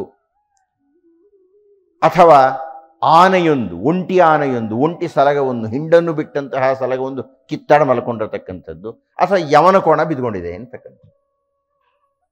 ಈ 4 ಉಪಮಾನಗಳಿಂದಲೂ ತುಂಬ ಬಳಲಿ ಸುಸ್ತಾಗಿ ಬಿದ್ದುಕೊಂಡಿರತಕ್ಕಂಥ ಒಂದು ಪ್ರಾಣಿಯ ಚಿತ್ರವನ್ನು ರಾವಣನ ದರ್ಶನದಲ್ಲಿ ಹನುಮಂತ ನಮಗೆ ಹೇಳ್ತಾ ಹೋಗ್ತಾನೆ. ಆ ಸುಂದರಾಂಗನನ್ನು ಕಂಡ, ದಶಕಂಠನನ್ನು ಕಂಡಂತಹ ರಾವಣ ಹೀಗೆ ಯೋಚನೆ ಮಾಡ್ತಾ ಇದ್ದಾನಂತೆ. ಏನಂತ? ಅಂದು ನಾರಾಯಣನು ಅಂದು ವಧಿಸಿದಂತಹ ಮಧುವೋ ಈತ. ಇವನೇನು ಮಧು ಅನ್ನತಕ್ಕಂಥ ರಾಕ್ಷಸನೇ? ಅಂದರೆ ನಾರಾಯಣ ನೀವು ಮದೋನ್ಮತ್ತರಾಯಿದ್ದಾಗ ನಿಮ್ಮನ್ನು ವಧಿಸುತ್ತಾನೆ. ಅಥವಾ ಶೂಲಿಯನ್ನೇ ಬೆಚ್ಚಿಸಿದ್ದ ಭಸ್ಮಾಸುರನೇನೋ ಈತ. ನೀವು ನಿಮ್ಮ ಒಡೆಯರಿಗೇ ಏನಾದರೂ ಕೆಡುಕನ್ನು ಉಂಟು ಮಾಡಲಿಕ್ಕೆ ಹೋದರೆ ಭಸ್ಮಾಸುರಂತೆ ಸುಟ್ಟು ಹೋಗ್ತೀರಿ ನೀವು. ಅಥವಾ ಯಜ್ಞವರಾಹ ಅವತಾರಿ ತುಳಿದ ಹಿರಣ್ಯಾಕ್ಷನಿವನೋ. ನಾನು ಹಿರಣ್ಯಾಕ್ಷ ಹಿರಣ್ಯಕಶಿಪುಗಳ ಕಥೆಯನ್ನು ಹಿಂದೆ ಹೇಳಿದಾಗ ಅದರ ಸಂಕೇತವನ್ನು ಕುರಿತು ಮಾತಾಡಿದ್ದೆ. ಹಿರಣ್ಯಾಕ್ಷ ಅನ್ನತಕ್ಕಂಥವನು ಭೂ ಕಬಳಿಕೆ ಮಾಡತಕ್ಕಂಥ ರಾಕ್ಷಸ. ಅದರದ್ದು ಸಂಕೇತ ಅದು. ಭೂಮಿಯನ್ನು ಎತ್ಕೊಂಡು ಹೋಗಿದ್ದ ಅಂದರೆ ನಮ್ಮಲ್ಲಿ ಇರತಕ್ಕಂಥ ಭೂ ಕಬಳಿಕೆ ಮಾಡ್ತಾರಲ್ಲ, ಅವರನ್ನು ಪ್ರತಿನಿಧಿಸುವವನು ಆತ. ಅಂತಹವರಿಗೆ ಏನು ಮಾಡ್ತಾನೆ? ಯಜ್ಞವರಾಹಾವತಾರಿ ತುಳಿದ ಹಿರಣ್ಯಾಕ್ಷನಿವನೋ. ಅಂದರೆ ಹನುಮಂತ ನೋಡ್ತಕ್ಕಂಥ ಎಲ್ಲ ಯೋಚನೆಗಳು ರಾವಣನ ಕುಕೃತ್ಯಗಳನ್ನು ದರ್ಶನ ಮಾಡ್ತಕ್ಕಂಥದ್ದಾಗಿದೆ. ಅಥವಾ ಬ್ರಹ್ಮವರದ ಕೊಬ್ಬಿನಿಂದ ಸಾಧುಮರ್ದನವನು ಮಾಡಿ. ಬ್ರಹ್ಮನ ವರ ಇದೆ ಅಂಥೇಳಿ ನಿಮಗೆ ಯಾವುದೋ ದೈವದ ಕೃಪೆಯೋ, ನಿಮ್ಮಲ್ಲಿರತಕ್ಕಂಥ ಹಣವೋ ಅಥವಾ ನಿಮ್ಮ ಅಧಿಕಾರವೋ ಅದರ ದರ್ಪೋ, ಇದರಿಂದ ನೀವು ಸಾಧುಗಳನ್ನು ಹಿಂಸೆ ಮಾಡುತ್ತಿದ್ದೀರಿ ಅಂದರೆ, ಈ ಉದಾಹರಣೆಗೆ ನಾನು ಗಮನಿಸಿದ್ದೇನೆ ಇದನ್ನು. ತುಂಬ ದರ್ಪಿಷ್ಟನಾದಂತಹ ಅಧಿಕಾರಿ ಅಥವಾ ರಕ್ಷಣಾ ಇಲಾಖೆಯಲ್ಲಿರತಕ್ಕಂಥ ಒಬ್ಬ ಪ್ರಧಾನ ವ್ಯಕ್ತಿ, ಅವನು ಇಡೀ ಜೀವಮಾನದಲ್ಲಿ ಗೋಳೆಕೊಳ್ತಾನೆ ಇರ್ತಾನೆ ಎಲ್ಲರನ್ನೂ. ಅವನಿಗೆ ಪಿಂಚಣಿ ಆದ ಮಾರನೇ ದಿವಸ ಅವನ ಹಣೆ ಬರ ಕೇಳೋರು ಯಾರೂ ಇಲ್ಲ. ಹೆಂಡತಿನೇ ಬೆಲೆ ಕೊಡಲ್ಲ. ಒಂದು ಚೀಲ ಕೈ ಕೊಟ್ಟು ತಕಾರಿ ತೊಗೊಂಡ್ರೆ ಏನು ಬಿಡ್ತಾಳವಳು. ಅಲ್ಲಿ ತನಕ ಗಂಡನಿಗೆ ಬೆಲೆ ಕೊಡ್ತಾ ಇದ್ದವಳು. ಅವನು ದರ್ಬಾರ್ ಮಾಡ್ತಾ ಇದ್ದ, ಅಲ್ಲಿ ತನಕ ಕಂಡವ್ರ ಮೇಲೆ ದರ್ಬಾರ್ ಮಾಡ್ತಾ ಇದ್ದ.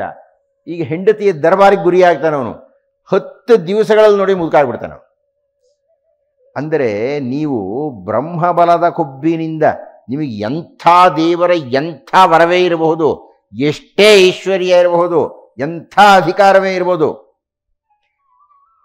ಶ್ರೀ ಶ್ರೀ ಶಂಕರ ಭಗವತ್ಪಾದರು ಭಜಗೋವಿಂದಂನಲ್ಲಿ ಬಹಳ ಸುಂದರವಾದಂಥ ಸ್ತೋತ್ರ ಗುಚ್ಛ ಅದು.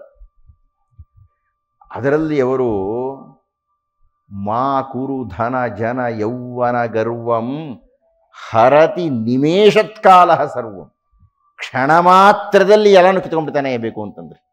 ಆದ್ದರಿಂದ ಅದಿದೆ ಅಂತ ಜಂಬ ಪಡ್ಕೋಬೇಡ ನೀನು. ರಾವಣನ ಇಡೀ ಕಥೆ ಹೇಳ್ತಕ್ಕಂಥದ್ದು ಅದನ್ನು, ರಾವಣನ ಪತನ ಹೇಳ್ತಕ್ಕಂಥದ್ದು ಭಗವತ್ಪಾದರ ಆ ಸಾಲನ್ನ.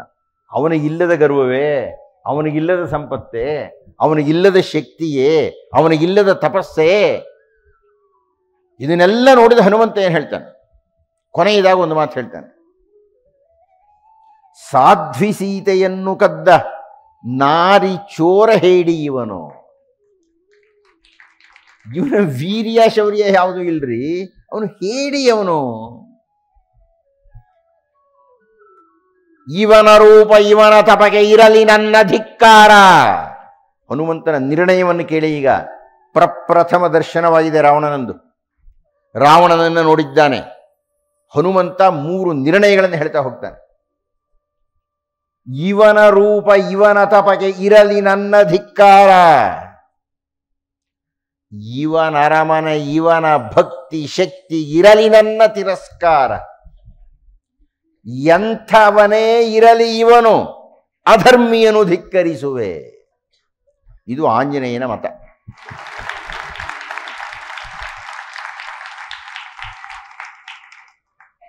ಅಂದ್ರೆ ಹನುಮಂತ ಯಾವ ನಿರ್ಣಯವನ್ನು ಹೇಳ್ತಿದ್ದಾನ್ರಿ ನಿಮಗೆ, ನೀವು ಎಂಥವರೇ ಆಗ್ರಿ, ನಿಮ್ಮಲ್ಲಿ ಎಂಥ ತಪಸ್ಸಿರಲಿ, ಎಂಥ ಶಕ್ತಿ ಇರಲಿ, ಎಂಥ ಅಧಿಕಾರ ಇರಲಿ, ಎಷ್ಟೇ ಹಣ ಇರಲಿ, ನಾನು ನಿಮ್ಮನ್ನು ಧಿಕ್ಕರಿಸುತ್ತೇನೆ. ನೀವು ಅಧರ್ಮಿಯಾದರೆ, ಇದು ತತ್ವ. ಅದೇ ತಾತ್ವಿಕ ದರ್ಶನ ನಾವು ನೋಡಬೇಕಾಗಿರ್ತಕ್ಕಂಥದ್ದು. ಅದೇ ಈ ಉಪನ್ಯಾಸಗಳ ಮೂಲ ಭಿತ್ತಿ. ಹೀಗಾಗಿ ಹನುಮಂತನ ನಾವು ಹನುಮಂತನನ್ನ ಇಡೀ ಶ್ರೀಮದ್ ರಾಮಾಯಣದ ಪಾತ್ರ ಪ್ರಪಂಚದ ವೈದೂರ್ಯ ಅಂತ ಕರಿತೀವಿ. ಇಡೀ ಶ್ರೀಮದ್ ರಾಮಾಯಣದಲ್ಲಿ ಒಂದೊಂದು ಪಾತ್ರವೂ ಒಂದೊಂದು ವಿಶಿಷ್ಟವಾಗಿರತಕ್ಕಂತಹ ಸೊಬಗನ್ನ ನಮಗೆ ಉಣಬಡಿಸ್ತಾ ಹೋಗುತ್ತೆ ಇಡೀ ಶ್ರೀಮದ್ ರಾಮಾಯಣದಲ್ಲಿ. ಆದರೆ ಹನುಮಂತನ ಪಾತ್ರ ಒಂದು. ನೀವು ಎಲ್ಲ ಪಾತ್ರಗಳನ್ನು ಯೋಚನೆ ಮಾಡಿ, ಯಾವ ಪಾತ್ರವನ್ನೇ ನೀವು ಯೋಚನೆ ಮಾಡಿ, ಆ ಪಾತ್ರದ ಕ್ರಿಯೆಯ ಒಂದು ಕಾರಣ ಇದೆ, ಆ ಕಾರಣಕ್ಕೆ ಒಂದು ಫಲಿತ ಇದೆ. ಕಾರಣ ಕಾರ್ಯಗಳು ಒಂದಕ್ಕೆ ಒಂದು ಹೊಂದಿಕೊಂಡು ಫಲಿತ ನಮಗೆ ಪ್ರಿಯವಾಗಬೇಕು. ಆಗುತ್ತೋ ಬಿಡುತ್ತೋ ಬೇರೆದು. ನಾವು ಮಾಡತಕ್ಕಂಥ ಪ್ರತಿಯೊಂದು ಕೆಲಸವೂ ಅದರ ಫಲಿತ ನಮಗೆ ಪ್ರಿಯವಾಗಲಿ ಅಂತ ಮಾಡ್ತೀವಿ ನಾವು ಯಾವಾಗಲೂ. ಅಂದರೆ ಇಷ್ಟೆಲ್ಲ ಸುತ್ತು ಬಳಸಿ ಮಾತಾಡಿದ ಅರ್ಥ ಏನಪ್ಪ ಅಂದರೆ, ನಾನು ಮಾಡತಕ್ಕಂತಹ ಕಾರ್ಯವೊಂದಕ್ಕೆ ಒಂದು ಕಾಮನೆ ಇದೆ ಅಂತ ಅರ್ಥ. ಶ್ರೀರಾಮರಿಂದ ಆರಂಭಗೊಂಡು ಯಾವುದೇ ಪಾತ್ರವನ್ನು ತಗೊಳ್ಳಿ, ಅದಕ್ಕೊಂದು ಕಾಮನೆ ಇದೆ. ಆದರೆ ನಿಷ್ಕಾಮನಾಗಿ ಕಾಮರಹಿತನಾಗಿ ಫಲದ ತಿರಸ್ಕಾರವನ್ನು ಮಾಡಿದಂಥ ಏಕೈಕ ಸಂತ ಅಂದರೆ ಹನುಮಂತ ಇಡೀ ರಾಮಾಯಣ. ಆತನ ಏನೂ ಆಗಬೇಕಾಗಿಲ್ಲ ಒಂದು ಅರ್ಥದಲ್ಲಿ. ಆ ಇಡೀ ಶ್ರೀಮದ್ ರಾಮಾಯಣದಲ್ಲಿ ಹನುಮಂತರು ಏನೂ ಬೇಕಾಗೇ ಇಲ್ಲ. ಆದರೆ ಯಾವುದೂ ಬೇಕಿಲ್ಲದಿದ್ರೂ ಎಲ್ಲ ಬೇಕು ಅಂತ ಮಾಡ್ತಾನೆ. ಅಂತ ಯಾಕೆ ಮಾಡ್ತಾನೆ ಅಂದರೆ ಬೇರೆಯವ್ರಿಗೋಸ್ಕರ ಮಾಡ್ತಾನೆ. ಹಾಗೆ ಬೇರೆಯವ್ರಿಗೋಸ್ಕರ ಯಾರಿಗೆ ಮಾಡ್ತಾನೆ? ಸದ್ಧಾರ್ಮಿಕರಿಗೆ ಮಾಡ್ತಾನೆ. ಆದ್ದರಿಂದ ಈ ಘೋಷ ಇದೆ, ನಾನು ಯಾವುದಕ್ಕಯ್ಯ ಬೆಲೆ ಕೊಡ್ತಾ ಇದ್ದೇನೆ ಅಂದರೆ ಧರ್ಮಕ್ಕೆ ಮಾತ್ರ ನಾನು ಬೆಲೆ ಕೊಡ್ತಾ ಇದ್ದೇನೆ. ಇದನ್ನೆಲ್ಲ ನೋಡಿದ ಅವನಿಗೆ ಮಹಾ ಸಂತೋಷ ಆಯಿತು ಇದ್ದಕ್ಕಿದ್ದ ಹಾಗೆ. ಯಾಕೆಂದ್ರೆ ಸೀತೆಯನ್ನು ನೋಡ್ಬಿಟ್ಟ ಅವನು. ಯಾವ ಯಾವ ವರ್ಣನೆಗಳನ್ನು ಮಾಡಿದ್ದರೋ ಶ್ರೀರಾಮರು, ನನ್ನ ಹೆಂಡತಿ ಹೀಗಿದ್ದಾಳೆ ಕಣಯ್ಯ ಅಂತ ಏನು ಹೇಳಿದ್ದರೋ ಆ ಸೀತೆಯನ್ನು ನೋಡ್ಬಿಟ್ಟ ಹನುಮಂತ. ವಾಲ್ಮೀಕಿ ಮಹರ್ಷಿಗಳು ಬಹಳ ಚೆನ್ನಾಗಿ ಬರ್ತಾರೆ. ಆಸ್ಫೋಟಯಾಮಾಸ ಚುಚುಂಬ ಪುಚ್ಛಂ ನರಂದ ಚಕ್ರೀಡ ಜಗೌ ಜಗಾಮ ಸ್ತಂಭಾನ್ನರೋಹಯನ್ ನಿಪಪಾತ ಭೂಮೌ. 3 ಸಾಲು ಬರೀತಾರೆ ಹನುಮಂತನ ಈ ಚರ್ಯೆಗೆ. ಸೀತೆಯನ್ನು ಕಂಡುಬಿಟ್ಟೆ ಅಂತ ಹೇಳಿ ಆಸ್ಫೋಟಯಾಮಾಸ ಚುಚುಂಬ ಪುಚ್ಛಂ. ಈ ಕಪಿಗಳಿಗೆ ಮತ್ತೆ ಮತ್ತೆ ಹನುಮಂತ ಕಪಿ ಎಲ್ಲ ಸುಮ್ಮನೆ ಪ್ರಕೃತಿಂ ಅಂತ ಹೇಳ್ತಾರೆ ಅವರು. ಆಮೇಲೆ ಈ ಕಪಿಗಳಿಗೆ ಅದೇನು ಹೇಳಿದ್ರೆ ಬಾಲ ತಗೊಂಡು ಮುತ್ಕೊಡ್ತಾ ಇರುತ್ತೆ. ಅದಕ್ಕೆ ಕಾರಣ ನನಗೆ ಗೊತ್ತಿಲ್ಲ. ಹನುಮಂತ ಅಂತಲ್ಲ, ಕಪಿಗಳಿಗೆಲ್ಲ ತಮ್ಮ ಬಾಲದ ಮೇಲೆ ಮಹಾಪ್ರೀತಿ. ಉದ್ದವಾಗಿರೋ ಬಾಲ, ಆ ಬಾಲಕ್ಕೆ ಹೆಚ್ಚು ಕಮ್ಮಿ ಮಹಾ ಸಿಟ್ಟು ಬರುತ್ತೆ. ಇದಕ್ಕೆ ನೀವು ಯಾವುದಾದ್ರು ಕೋತಿ ಬಾಲ ಮುಟ್ಟು ನೋಡಿ ಕಚ್ಚೋಗೆ ಬರುತ್ತೆ ನಿಮಗೆ. ಚುಚುಂಬ ಪುಚ್ಛಂ ಮುತ್ಕೊಟ್ಟಂತೆ ತಗೊಂಡು ಅಸ್ಫೋಟಯಾಮಾಸ ಎಗರಿ ಬಿದ್ದ ಮೇಲಕ್ಕೆ ಸೀತೆ ಕಂಡೆ ಸಂತೋಷದಿಂದ. ನನಂದ ಚಕ್ರೀಡ ಜಗವು ಜಗಾಮ ಇಷ್ಟಿದ್ದಾನೆ, ಯಾರ ಕಣ್ಣಿಗೂ ಕಾಣಿಸ್ತಿಲ್ಲ ಪುಟಾಣಿಯಾಗಿ. ಕಂಡ ಸಂತೋಷದಿಂದ ಇಲ್ಲಿಂದ ಅಲ್ಲಿಗೆ ಅಲ್ಲಿಂದ ಇಲ್ಲಿಗೆ ಲಾಗ ಹಾಕ್ಬಿಟ್ನಂತೆ ತಕ್ಷಣ. ಸ್ತಂಭಾನ್ನರೋಹಯನ್ನಿಪಪಾತ ಭೂಮವು, ಅಲ್ಲಿರ್ತಕ್ಕಂಥ ಸ್ತಂಭಗಳ ಮೇಲೆ ಹತ್ತಿ ಇಳಿದು ಒಂಥರ ಖುಷಿ, ಆ ಖುಷಿಯನ್ನು ತೋರಿಸ್ಕೋಬೇಕಲ್ಲ, ಹಾಗೆ ತೋರಿಸ್ಕೊಳ್ತಾ ಇದ್ದಾನೆ. ವಾಲ್ಮೀಕಿ ಮಹರ್ಷಿಗಳು ಹೇಳ್ತಾ ಇದ್ದಾರೆ, ಅಂತೂ ಪ್ರಕೃತಿಂ ಸ್ವಭಾವ, ಕಪಿ ಎನ್ನುವುದನ್ನು ಪ್ರಕೃತಿಯಿಂದ ತೋರಿಸಿಬಿಟ್ಟ. ಹೀಗೆ ಹೇಳುವುದರಲ್ಲೂ ಒಂದು ಅರ್ಥ ಇದೆ. ಪ್ರಕೃತಿಂ ಸ್ವಭಾವ ಏನಯ್ಯ ಅದರ ಅರ್ಥ ಅಂದರೆ, ನಾನು ಎಷ್ಟೇ ಗಂಭೀರವಾಗಿರಬೇಕು ಅಂತ ಇದ್ರೂ ನಾನು ಯಾವ ಪಾತ್ರದ ಒಳಗೆ ಪ್ರವೇಶ ಮಾಡಿಬಿಡುತ್ತೇನೋ ಆ ಪಾತ್ರ ನನ್ನ ಮೇಲೆ ಪ್ರಭಾವ ಬೀರ್ಬಿಡುತ್ತೆ. ಶಿವರಾಮ್ ಅವರೇ ಚೆನ್ನಾಗಿ ಗೊತ್ತು ಆ ವಿಷಯ. ನಾವು ಯಾವ ಪಾತ್ರ ಪ್ರವೇಶ ಮಾಡುತ್ತೇವೋ ಆ ಪಾತ್ರ ನಮ್ಮನ್ನು ನಿಯಂತ್ರಣ ಮಾಡಿಬಿಡುತ್ತೆ ಅಂತ. ಅಂದರೆ ಮೂಲಭೂತವಾಗಿ ಅವನು ಮಾರುತಿ, ಮಾರುತಶ್ಚಾತ್ಮಜ ಶ್ರೀಮಾನ್ 2-3 ಸಲ ಹೇಳಿದ್ದೇನೆ. ಮಾರುತಿ ಅಂತ ಅಂದರೆ ವಾಯುವಿನ ಶಕ್ತಿ. ಆದರೆ ಹಾಕ್ಕೊಂಡಿರೋ ವೇಷ ಯಾವುದು? ಆ ವೇಷ ಆತನ ಮೇಲೆ ಪ್ರಭಾವ ಬೀರಿತು ಅಂತ. ಇದಕ್ಕೆ ಒಂದು ಆಖ್ಯಾಯಿಕೆಯಲ್ಲಿ ಒಂದು ಪುಟ್ಟ ಕಥೆಯನ್ನು ಹೇಳ್ತಾರೆ. ರಾವಣನಿಗೆ ಒಬ್ಬ ಮಂತ್ರಿ, ಬಹುಶಃ ನಮ್ಮಂಥ ಮಂತ್ರಿಗಳೇ ಅಂತ ಕಾಣುತ್ತೆ, ಆಗೊಬ್ಬಿದ್ದ. ಆ ಮಂತ್ರಿ ರಾವಣನಿಗೆ ಒಂದು ಸಲಹೆ ಕೊಟ್ಟ. ಅಂದರೆ ಈ ಕಥೆಯ ಉದ್ದೇಶ ಏನಪ್ಪ ಅಂದರೆ, ನಾವು ಧರಿಸಿರುವ ವೇಷ ನಮ್ಮ ಮೇಲೆ ಹೇಗೆ ಪ್ರಭಾವ ಬೀರುತ್ತೆ ಅಂತ. ಒಬ್ಬ ಮಂತ್ರಿ ಉದಾಹರಣೆ ಕೊಟ್ಟ ರಾವಣನಿಗೆ. ಏನು ಸ್ವಾಮಿ, ನನ್ನಂಥ ಮಂತ್ರಿನ ಇಟ್ಕೊಂಡು ನನ್ನ ಸಲಹೆ ಕೇಳಿದ್ವಲ್ಲ ನೀವು, ಸೀತೆಯನ್ನು ಅನುಭವಿಸಬೇಕು ಅಂತ ಇಷ್ಟೊಂದು ಕಷ್ಟಪಡ್ತಾ ಇದ್ದೀರಿ ನೀವು, ನಾನೊಂದು ಸಲಹೆ ಕೊಡ್ತೀನಿ ತಗೊಳ್ರಿ. ಏನಯ್ಯ? ನೀವು ಕಾಮರೂಪಿಗಳು, ನೀವು ರಾಮರ ವೇಷ ಹಾಕೊಂಬಿಡಿ. ರಾಮರ ವೇಷ ಹಾಕ್ಕೊಂಡು ಸೀತೆ ಹತ್ರಕ್ಕೆ ಹೋಗಿ. ನೀವು ಕರಿಬೇಕಾದ್ದೇ ಇಲ್ಲ, ಸೀತೆನೇ ಬಂದು ಒಪ್ಕೊಂಡ್ಬಿಡ್ತಾಳೆ ನಿಮ್ಮನ್ನು. ಹೇಗಿದೆ ನನ್ನ ಸಲಹೆ? ಅದ್ಭುತವಾಗಿದೆ ಕಣಯ್ಯ, ನನ್ನ ತಲೆಗೆ ಹೊಳೆಯಲೇ ಇಲ್ವಲ್ಲ ಇದು. ಈಗಲೇ ನಾನು ರಾಮರ ವೇಷವನ್ನು ಧರಿಸಿ ಸೀತೆಯ ಹತ್ತಿರಕ್ಕೆ ಹೋಗುತ್ತೇನೆ ಅಂತ ರಾವಣ ರಾಮರ ವೇಷವನ್ನು ಧರಿಸಿಬಿಟ್ಟು ವೇಷ ಹಾಕಿದ್ದಾನೆ. ರಾವಣ ಅಶೋಕವನಕ್ಕೆ ಹೋದ. ಅಲ್ಲಿ ಸೀತೆ ಇದ್ದಾಳೆ. ಹಾಕಿರೋದು ಯಾವ ವೇಷ? ರಾಮರದು. ಸೀತೆಯನ್ನು ನೋಡಿ ಅವನಿಗನ್ನಿಸುತ್ತೆ, ಹೇ ಪರಸ್ತ್ರೀಯನ್ನು ಹೇಗೆ ನೋಡುವುದು ಅಂದ್ಕೊಂಡಂತವನು. ಅಂದರೆ ಆ ವೇಷ ಎಷ್ಟು ಪ್ರಭಾವ ಬೀರುತ್ತೆ. ಇನ್ನು ರಾಮರೇ ಆದರೆ ಹೇಗೆ? ಧರಿಸಿದ ವೇಷ ಛೆ ಎಂಥ ಕೆಟ್ಟ ಯೋಚನೆ ಬಂತು, ಈ ವೇಷವೇ ಬೇಡ ಕಿತ್ತಾಕ್ದವನ ಕಡೆ. ಇಂಥ ಕೆಟ್ಟ ಯೋಚನೆ ಕೊಡೋ ವೇಷ ಹಾಕೋಕೊಡೋದು ನಾನು. ಪ್ರಕೃತಿಂ ಸ್ವಭಾವ, ಅವನು ಮಹಾಗಂಭೀರನಾದಂತಹ ಮಾರುತಿಯಾಗಿದ್ದರೂ ಆ ವೇಷವನ್ನು ಧರಿಸಿದ್ದರಿಂದ ಹೀಗೆಲ್ಲ ಆಟ ಆಡಿ ಮರುಕ್ಷಣ ಛೆ ಏನು ಆಡ್ತಾ ಇದ್ದೀನಿ ನಾನು ಅಂದ್ಕೊಂಡಂತೆ. ಆಮೇಲೆ ಅನ್ನಿಸ್ತಂತೆ, ಅಯ್ಯೋ ಪೆದ್ದ, ಶ್ರೀರಾಮರು ವರ್ಣನೆ ಮಾಡಿರೋದು ಏನು, ನೀನು ನೋಡ್ತಾ ಇರೋದೇನು? ಶ್ರೀರಾಮರು ಸೀತೆಯನ್ನ ಆ ಬೆಟ್ಟದ ಗುಹೆಯಲ್ಲಿ ಅಷ್ಟು ಮಳೆ ಹೊಡೆದು ಚಳಿ ಬಂದು ಎಲ್ಲ ಆಗ್ತಾ ಇದ್ರೂ ನಾನು ಕೊಟ್ಟ ಊಟವನ್ನೂ ಮಾಡದೆ ಆ ಸೀತೆ ನೆನೆಸ್ಕೊಳ್ತಾ ಇದ್ದಾರಲ್ಲ, ನೆನೆಸ್ಕೊಂಡು ಅಳುತ್ತಾ ಇದ್ದಾರಲ್ಲ, ಆ ಸೀತೆಯನ್ನು ಬಯಸ್ತಾ ಇದ್ದಾರಲ್ಲ, ಆ ಸೀತೆ ತಮ್ಮಿಂದ ದೂರ ಹೋಗಿದ್ದಕ್ಕಾಗಿ ನೋಯ್ತಾ ಇದ್ದಾರಲ್ಲ, ಅಷ್ಟು ಸಂಕಟವನ್ನು ಶ್ರೀರಾಮರು ಪಡಬೇಕಾಗಿದ್ದರೆ ಆ ಸೀತೆ ಹೇಗಿರಬೇಕು? ಅಂಥ ಸೀತೆಯನ್ನು ಅವರು ವರ್ಣನೆ ಮಾಡಿದಾಗ ಈ ರಾವಣನ ಪಕ್ಕದಲ್ಲಿ ಮಲಕ್ಕೊಂಡಿದ್ದಾಳೆ ಅಂದರೆ ಅವಳು ಸೀತೆ ಇರೋಕ್ಕೆ ಸಾಧ್ಯವೇ ಇಲ್ಲ. ಶ್ರೀರಾಮರು ಸೀತೆಗಾಗಿ ಹಂಬಲಿಸ್ತಾ ಇದ್ದಾರೆ ಅಂದರೆ ಸೀತೆ ಆ ಮಟ್ಟದವಳು. ಸೀತೆ ಇತ್ತ ರಾವಣನ ಸಕಲ ವೈಭವಗಳನ್ನೂ ತಿರಸ್ಕಾರ ಮಾಡಿ, ಈಗ ನಾವು ನೋಡಲಿದ್ದೇವೆ ರಾವಣ ಬರ್ತಾನೆ, ಎಲ್ಲವನ್ನೂ ತಿರಸ್ಕಾರ ಮಾಡಿ ಹತ್ತಿರ ಇಲ್ಲ ಸಮುದ್ರದ ಆಚೆಗೆ. ಹಾಗೆ ನೋಡಿದರೆ ರಾವಣನಿಗೆ ಇರತಕ್ಕಂಥ ಯಾವುದೇ ಸಿರಿ ಸಂಪತ್ತು ರಾಮರ ಹತ್ತಿರ ಇಲ್ಲ. ಬಡಕಲ್ ದೇಹ, ಜಟೆ ಬೇರೆ ಕಟ್ಕೊಂಡ್ಬಿಟ್ಟಿದ್ದಾನೆ, ಗಡ್ಡ ಮೀಸೆ ಎಲ್ಲ ಬೆಳೆದು ಬಿಟ್ಟಿದೆ, ಯಾರು ಕ್ಷೌರ ಮಾಡೋರಿಲ್ಲ. ಅದು ಯಾಕೆ ಚಲನಚಿತ್ರಗಳಲ್ಲಿ ರಾಮನಿಗೆ ನುಣ್ಣಗೆ ಬೋಳಿಸ್ಬಿಡ್ತಾರೋ ಗೊತ್ತಿಲ್ಲ. 14 ವರ್ಷ ಗಡ್ಡ ಬೋಳಿಸ್ಕೊಳ್ರಿ ಆತ, ಯಾವ ಕ್ಷೌರಿಕ ಸಿಗ್ದ ಆತನಿಗೆ?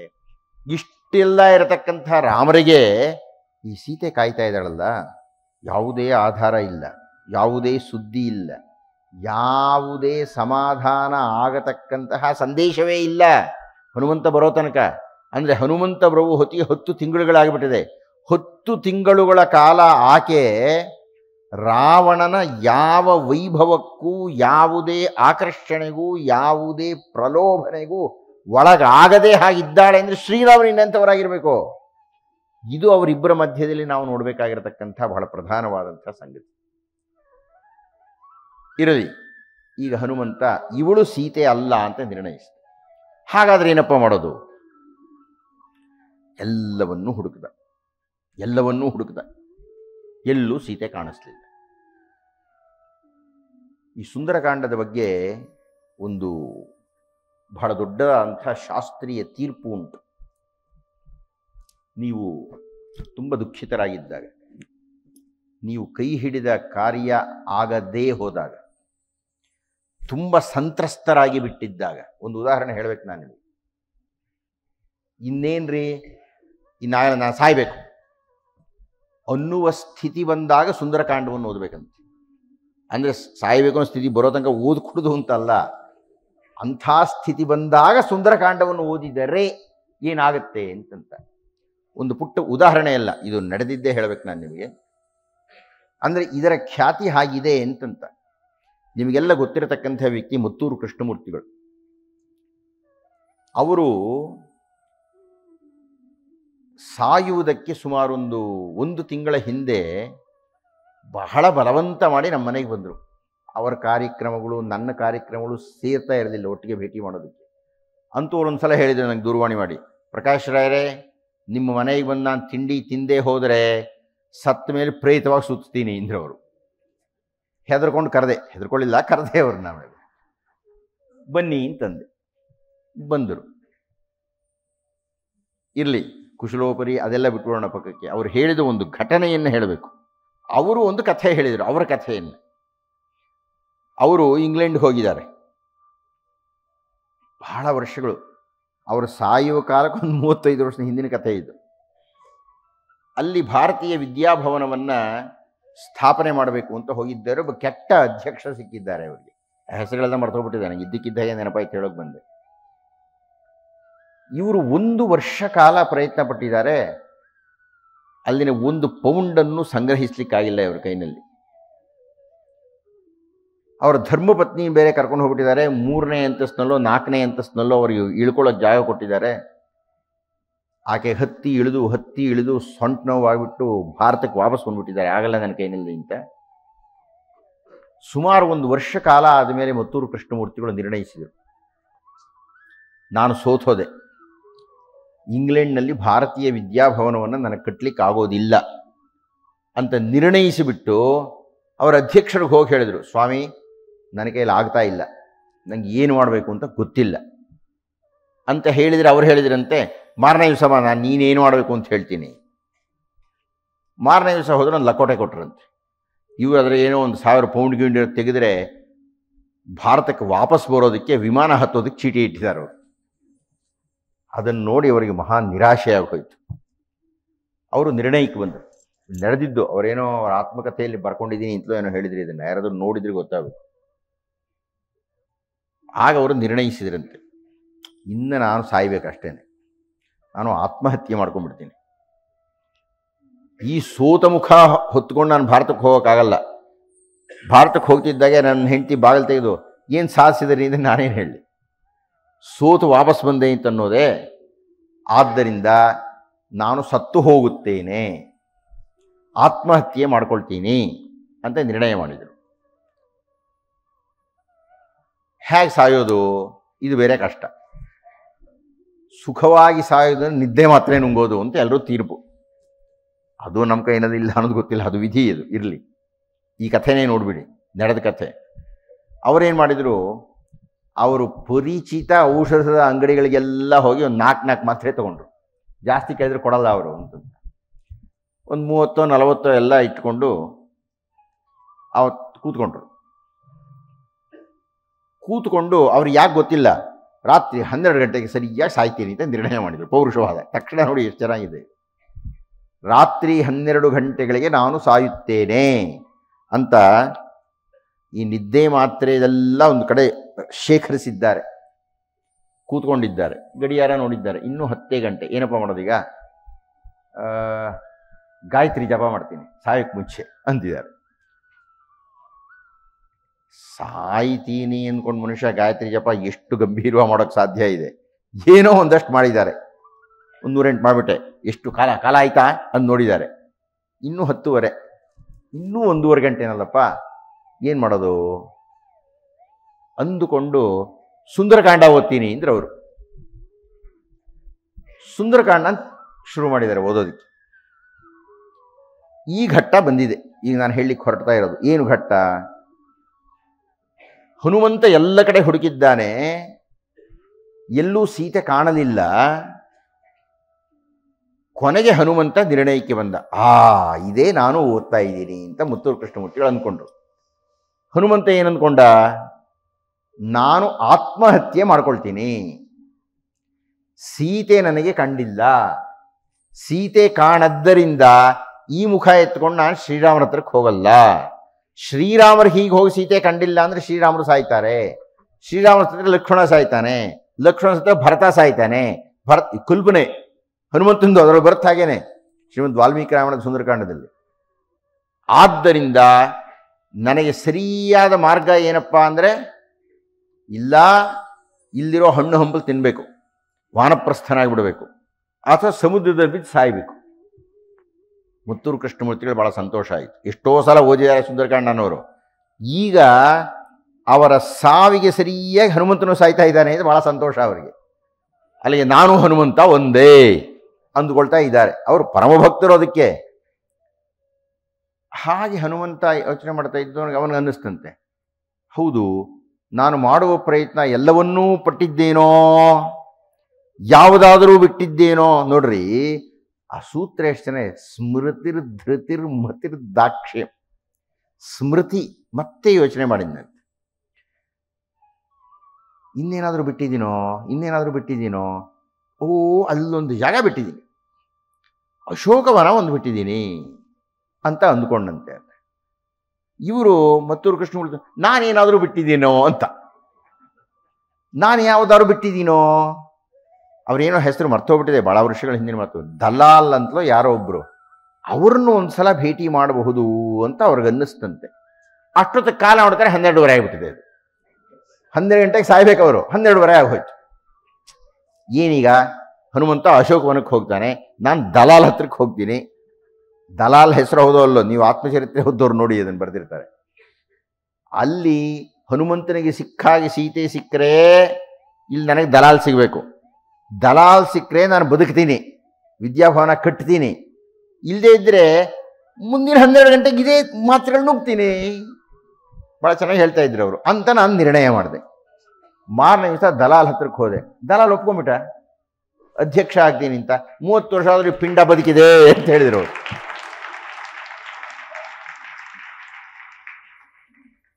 ಸಾಯ್ತೀನಿ ಅಂತ ಹೇಳ್ಕೊಂಡು 30 ವರ್ಷದ ಮೇಲೆ ಈ ಕಥೆ ನನಗೆ ಹೇಳಿ ಅವ್ರು ಹೇಳಿದರು, ಸುಂದರಕಾಂಡದ ಫಲ ಅಂದರೆ ಇದು ಅಂತ ಹೇಳಿದರು. ನಾವು ಮಹಾವಿಷಣ್ಣರಾಗಿದ್ದಾಗ, ವಿಷಾದ ಯೋಗ ನಮ್ಮನ್ನು ಆಳ್ತಾ ಇದ್ದಾಗ ಏನೂ ಮಾಡೋಕ್ಕಾಗ್ತಾ ಇಲ್ಲ ಅಂದರೆ ಏನೂ ಮಾಡಬೇಡಯ್ಯ, ಸುಂದರಕಾಂಡ ಓದು.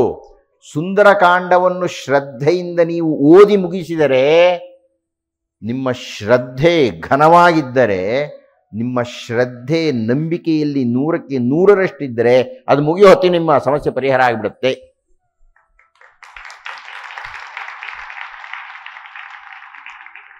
ಹನುಮಂತನಿಗೆ ಪರಿಹಾರ ಆಗಿ ಹೋಯಿತು. ಅಶೋಕವನಕ್ಕೆ ಹೋದ. ಅಶೋಕವನಕ್ಕೆ ಹೋಗಿ ನೋಡ್ತಾ ಇದ್ದಾನೆ, ಅಲ್ಲಿ ಒಂದು ಹೆಣ್ಣು ಕಾಣಿಸ್ತು. ಮಾಸಿದ ಸೀರೆಯ ಬಳಲಿದ ದೇಹದ ಕಾಂತಿಯು ಕಳೆದಿಹ ತುಂಬಿದ ಕಣ್ಣಿನ, ಕುಸಿದಿಹ ಕಂಠದ ಬಗ್ಗಿದ ಬೆನ್ನಿನ, ಬಿಸಿಯುಸುರಿನ ತುದಿಮೂಗಿನ ಕೆಂಪಿನ, ಒಣಗಿದ ಕೆನ್ನೆಯ ಕೆದರಿದ ಕೇಶದ, ಒಡವೆಯು ಸಡಲಿದ ಎಳೆದಿಹ ಕಾಲಿನ ಸ್ತ್ರೀಯನು ಕಂಡನು ಗೊಂದಲಗೊಂಡನು. ಮನ ಶಂಕಿಸಿತು ಸೀತೆಯು ಹೌದೋ,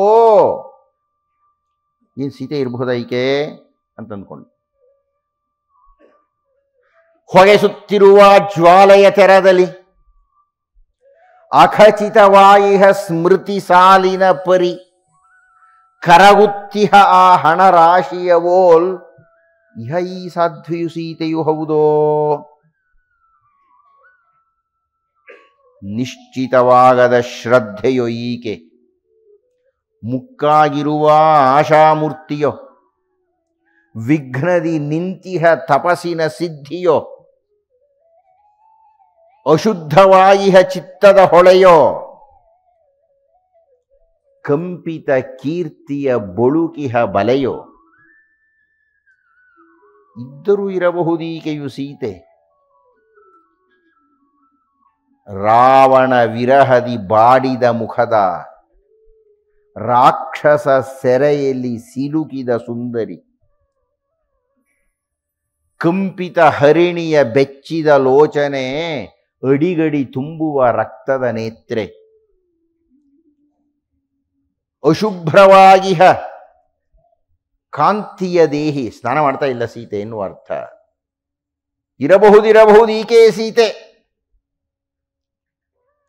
ದೀನಳು, ಅಲ್ಪಾಭರಣಳು, ಶುಷ್ಕಳು, ಮೋಡದ ಮರೆಯಿಹ ಚಂದಿರ ವದನೆ, ಶಂಕೆ ಇಲ್ಲ ಈಕೆ ಸೀತೆ, ಸೀತೆಯೇ ಈಕೆ. ನಿರ್ಣಯಕ್ಕೆ ಬಂದ್ಬಿಟ್ಟ ಹನುಮಂತ.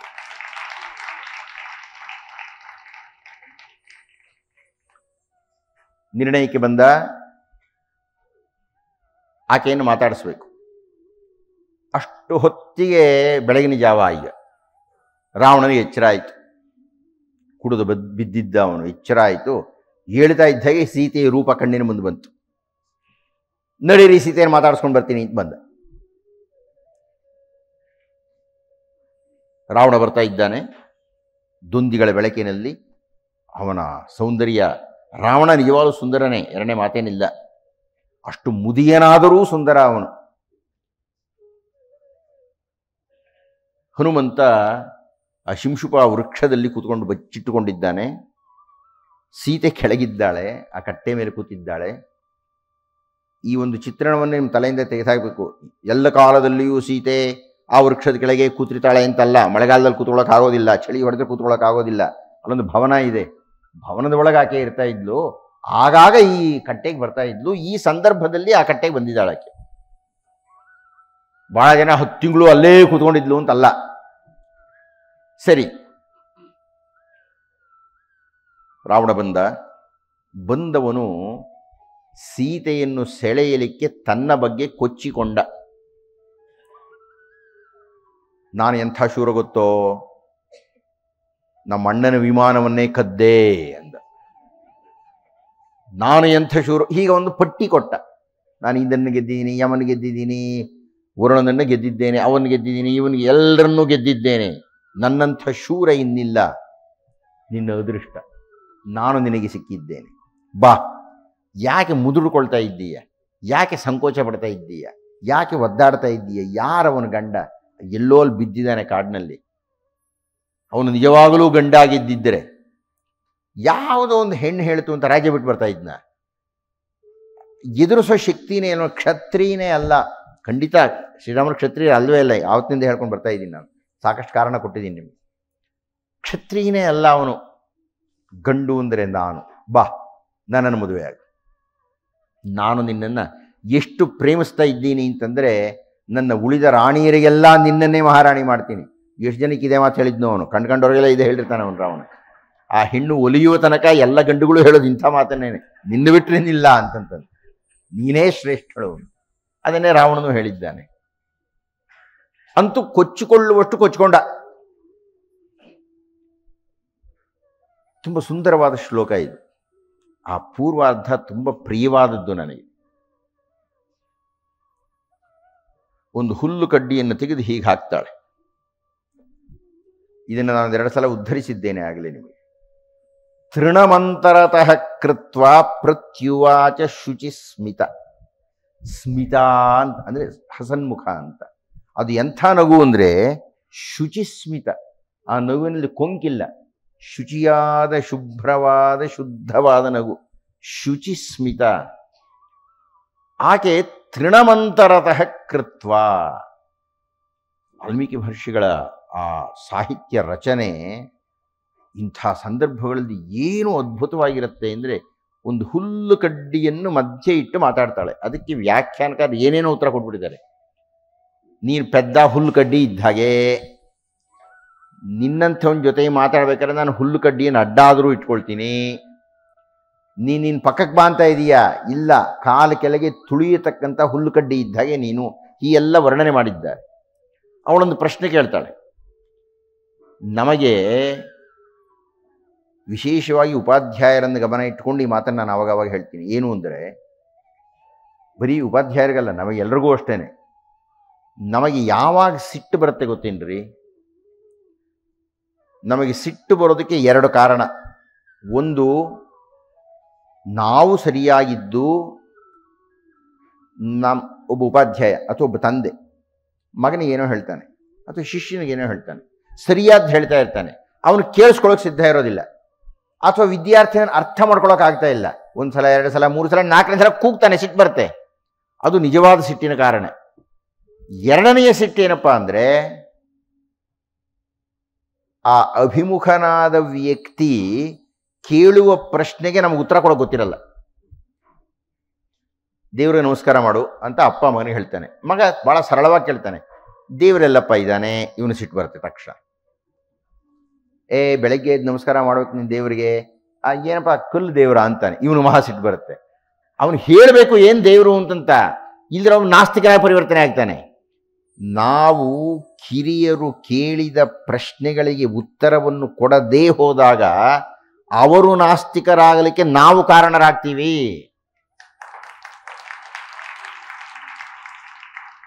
ಹೀಗಾಗಿ 2ನೆಯ ಸಿಟ್ಟಿನ ಕಾರಣ ಏನು ಅಂದರೆ, ಪ್ರಶ್ನೆ ಕೇಳಿದಾಗ ಉತ್ತರ ಕೊಡೋಕ್ಕಾಗದೇ ಇರೋದು. ಸೀತೆ ಪ್ರಶ್ನೆ ಕೇಳಿದ್ಲು. ಈಗ ರಾವಣನಿಗೆ ಮಹಾ ಸಿಟ್ಟು ಬಂದ್ಬಿಡ್ತು. ಸೀತೆ ಏನಂತ ಕೇಳಿದ್ಲು?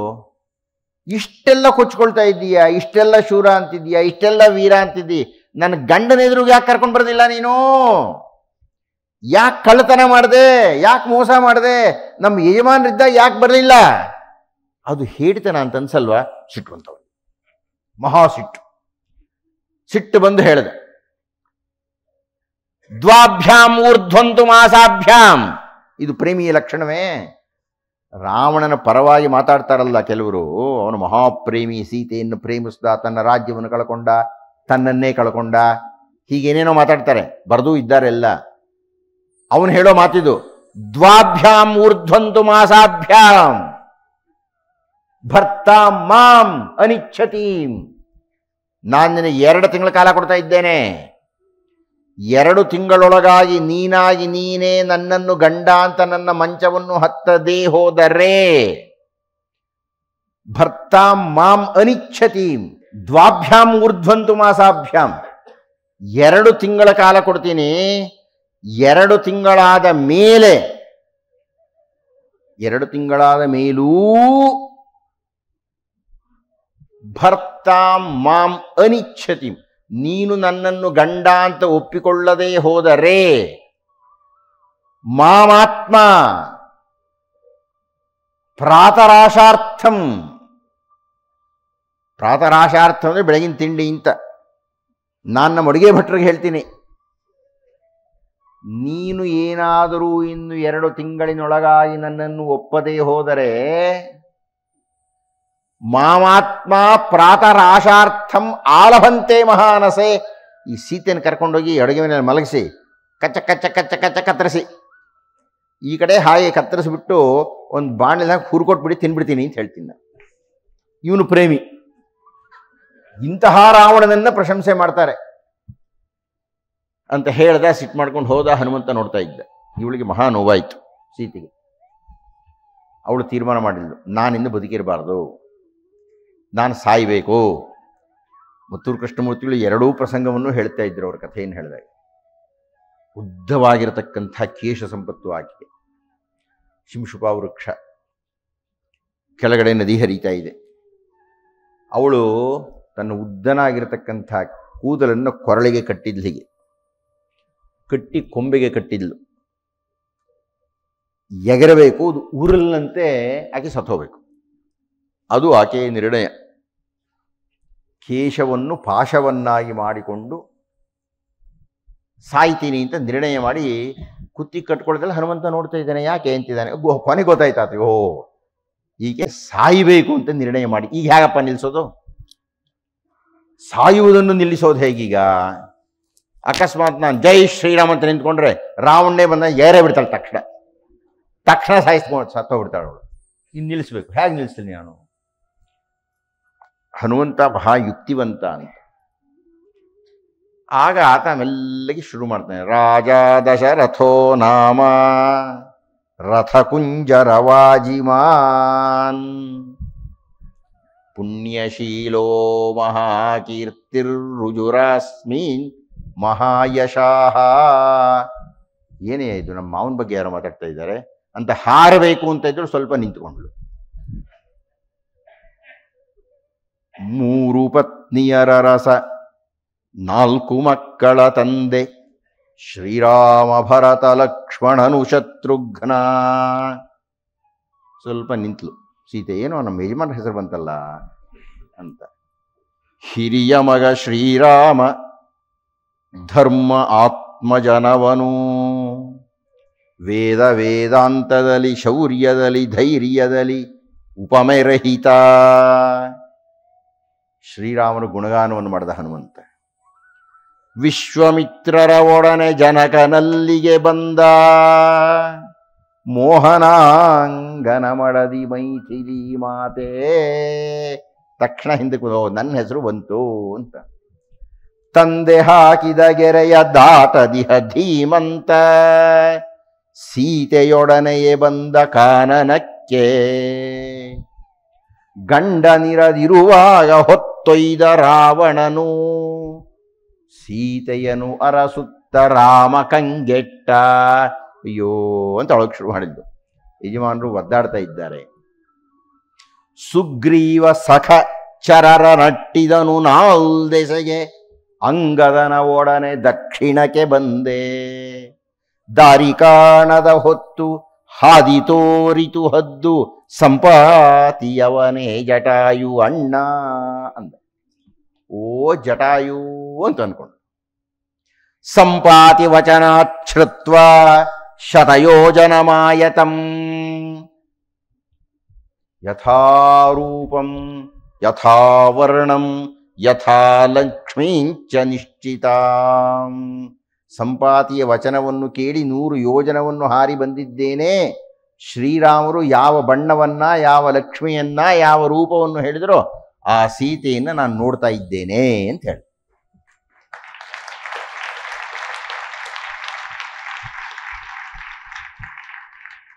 ಸಾಯುವ ಉದ್ಯಮವನ್ನು ಬಿಟ್ಟು ಸೀತೆ ಈ ಕಡೆಗೆ ತಿರುಗಿಲ್ಲು. ಅಮ್ಮ ನಾನು ಹನುಮಂತ ಅಂತ ಸಾಕಷ್ಟು ಎಲ್ಲ ಹೇಳ್ದ. ಸೀತೆ ಪ್ರಾರಂಭದಲ್ಲಿ ನಂಬಲಿಲ್ಲ, ಆಮೇಲೆ ನಂಬಿದಳು. ಹೌದು, ಶ್ರೀರಾಮರ ದೂತನೇ ನೀನು ಅಂತ ನಾನು ಹೇಗೆ ನಂಬಲಿ ಅಂತ ಕೇಳಿದ್ಲು. ಈ ಒಂದು ಪ್ರಸಂಗವನ್ನು ನಿಮ್ಮ ಗಮನಕ್ಕೆ ತಂದು ಅಲ್ಲಿರತಕ್ಕಂತಹ ಶಾಸ್ತ್ರ ಮರ್ಯಾದೆಯೊಂದನ್ನು ಹೇಳಿ ಇಂದಿನ ಉಪನ್ಯಾಸವನ್ನು ನಾನು ಮುಕ್ತಾಯ ಮಾಡ್ತೀನಿ. ಆಮೇಲೆ ಹಿರಿಯರು, ವೇದಾಂತಿಗಳು, ತಾತ್ವಿಕರು, ಆತ್ಮೀಯರಾಗಿರತಕ್ಕಂತಹ ಶಿವರಾಮ್ ಅವರು ಅವರ ಉಪದೇಶ ಸಮವಾಗಿರತಕ್ಕಂತಹ ಉಪನ್ಯಾಸವನ್ನು ಮಾಡಲಿದ್ದಾರೆ. ಕೊನೆಯ ಒಂದು ಭಾಗವನ್ನು ನಾನು ನಿಮ್ಮ ಗಮನಕ್ಕೆ ತರಬೇಕು. ಯಾಕೆ ಎಂದರೆ ಇದರ ಬಗ್ಗೆ ಇರತಕ್ಕಂಥ ಹಲವಾರು ಚಿತ್ರಗಳನ್ನು ನಾನು ನೋಡಿದ್ದೇನೆ. ದೊಡ್ಡ ದೊಡ್ಡ ಪುಸ್ತಕಗಳಲ್ಲಿ, ಶಾಸ್ತ್ರೀಯ ಪುಸ್ತಕಗಳಲ್ಲೇ ನೋಡಿಬಿಟ್ಟಿದ್ದೇನೆ. ಅದು ಶಾಸ್ತ್ರಕ್ಕೆ ವಿರುದ್ಧವಾಗಿರುವುದರಿಂದ ಅದೊಂದು ನಿಮ್ಮ ಗಮನಕ್ಕೆ ತರಬೇಕು. ನಾವು ನಮಗಿನ್ನ ದೊಡ್ಡವರಿಗೆ ಏನನ್ನಾದರೂ ಕೊಡಬೇಕಾಗಿದ್ದರೆ ಹೀಗೆ ಕೂಡುದು. ಅದು ಕಾರಣವೇ ಇಲ್ಲಿ ಯಾರಿಗಾದರೂ ಏನಾದರೂ ಕೊಟ್ಟರೆ ಅವ್ರು ಹೀಗೆ ಕೊಡ್ತಾರೆ, ಅವ್ರು ಹೀಗೆ ತಗೊಳ್ತಾರೆ. ಹೀಗೆ ಕೊಟ್ಟವ್ರು ಹೀಗೆ ತಗೊಳ್ಳಲ್ಲ. ಅರ್ಥ ಆಗ್ತಾ ಇದೆಯೇನ್ರಿ ನಿಮಗಿದು? ಅಂದರೆ ನಾವು ಈಗ ಶಿವರಾಮರನ್ನು ಕರೆದಿದ್ದೀವಿ, ತಗೊಳ್ರಿ ಹೀಗೆ ಕೂಡುದು ತಗೊಳ್ಳಿಪ್ಪ ಅಂತ ಹೀಗೆ ಕೊಡ್ಬೇಕು ತಟ್ಟೆಯಲ್ಲಿ, ಅವ್ರು ಹೀಗೆ ತಗೋಬೇಕು. ನಿಮಗೆ ವ್ಯತ್ಯಾಸ ಅರ್ಥ ಆಗ್ತಾ ಇದೆಯಾ? ಅವರ ಕೈಯನ್ನು ಕೆಳಗೆ ಮಾಡದಂತೆ ನಿಮ್ಮ ಕೈ ಅವಲು ಕೆಳಗಿರಬೇಕು ಅಂತ. ನೀವು ನಿಮ್ಮ ಮನೆಗೆ ಯಾರನ್ನಾದರೂ ಆಹ್ವಾನಿಸಿದ್ದೀರಿ ಅಂದರೆ ಅವರಿಗೆ ನೀವು ಸನ್ಮಾನವನ್ನು ಮಾಡುವಾಗ ಅವರಿಗಿಂತ ಕೆಳಗೆ ನಿಮ್ಮ ಕೈ ಇರಬೇಕೇ ವಿನಃ ಅವರ ಮೇಲೆ ನಿಮ್ಮ ಕೈ ಬರಬಾರದು. ಈಗ ಶ್ರೀರಾಮರು ತಮ್ಮ ನಾಮಾಂಗುಲೀಕವನ್ನು ಕೊಟ್ಟಿದ್ದಾರೆ, ಅದನ್ನು ಆಂಜನೇಯ ಕೊಡಬೇಕು. ಹೇಗೆ ಕೊಡಬೇಕು? ಹೀಗೆ ಕೊಡಬೇಕು. ನಾನು ಬಹಳ ಚಿತ್ರಗಳನ್ನು ನೋಡಿದ್ದೀನಿ, ಸೀತಾದೇವಿ ಹೀಗೆ ಕೈ ಇಟ್ಟಿರ್ತಾಳೆ, ಹನುಮಂತ ಹೀಗೆ ಕೊಡ್ತಾ ಇರ್ತಾನೆ. ಇದು ಬಹಳ ತಪ್ಪು, ಅದು ಶಾಸ್ತ್ರೀಯವಲ್ಲದ, ಅಶಾಸ್ತ್ರೀಯ. ಶ್ರೀಮದ್ ವಾಲ್ಮೀಕಿ ರಾಮಾಯಣದಲ್ಲಿ ತುಂಬ ಸುಂದರವಾಗಿ ಇದನ್ನು ವಾಲ್ಮೀಕಿಗಳು ದಾಖಲು ಮಾಡ್ತಾರೆ. ರಾಮನಾಮಾಂಕಿತಮಿದಂ, ಆ ಶ್ರೀರಾಮರ ಉಂಗುರವನ್ನು ಆಂಜನೇಯ ಕೈಯಿನಲ್ಲಿ ಹಿಡ್ಕೊಂಡು ಹೇಳ್ತಾ ಇದ್ದಾನೆ, ರಾಮನಾಮಾಂಕಿತಂ ಇದಂ ಪಶ್ಯದೇವಿ ಅಂಗುಲೀಯಕಂ, ನೋಡಮ್ಮ ಅಂತ ಇದ್ದಾನೆ. ಹೀಗೆ ನೋಡು ಅಂದರೆ ಹೀಗೆ ಕೊಡಬೇಕು, ತಗೋ ಅಂದ್ರೆ ಹೀಗೆ ಕೊಡಬೇಕು. ಪಶ್ಯ, ಇದು ಉಂಗುರವಾದರೆ ನೋಡು ಅಂತ ಹೀಗೆ ತಾನೇ ನಾನು ತೋರಿಸ್ಬೇಕು. ಪಶ್ಯ ಹೀಗಲ್ಲ, ಪಶ್ಯ ಪಶ್ಯ ಅಂದರೆ ಈ ಕೈ ಕಾಣುತ್ತೆ. ಅರ್ಥ ಆಗ್ತಾ ಇದೆಯೇನ್ರಿ? ಹೀಗೆ ಕೊಡ್ತಾ ಇದ್ದಾನೆ ಹನುಮಂತ, ಪಶ್ಯದೇವಿ ಅಂಗುಲೀಯಕಂ. ಈಗ ಸೀತೆ ಹೀಗೆ ತಗೋಬೇಕು, ಅದು ಶಾಸ್ತ್ರ ಮರ್ಯಾದೆ. ನಮಸ್ಕಾರ.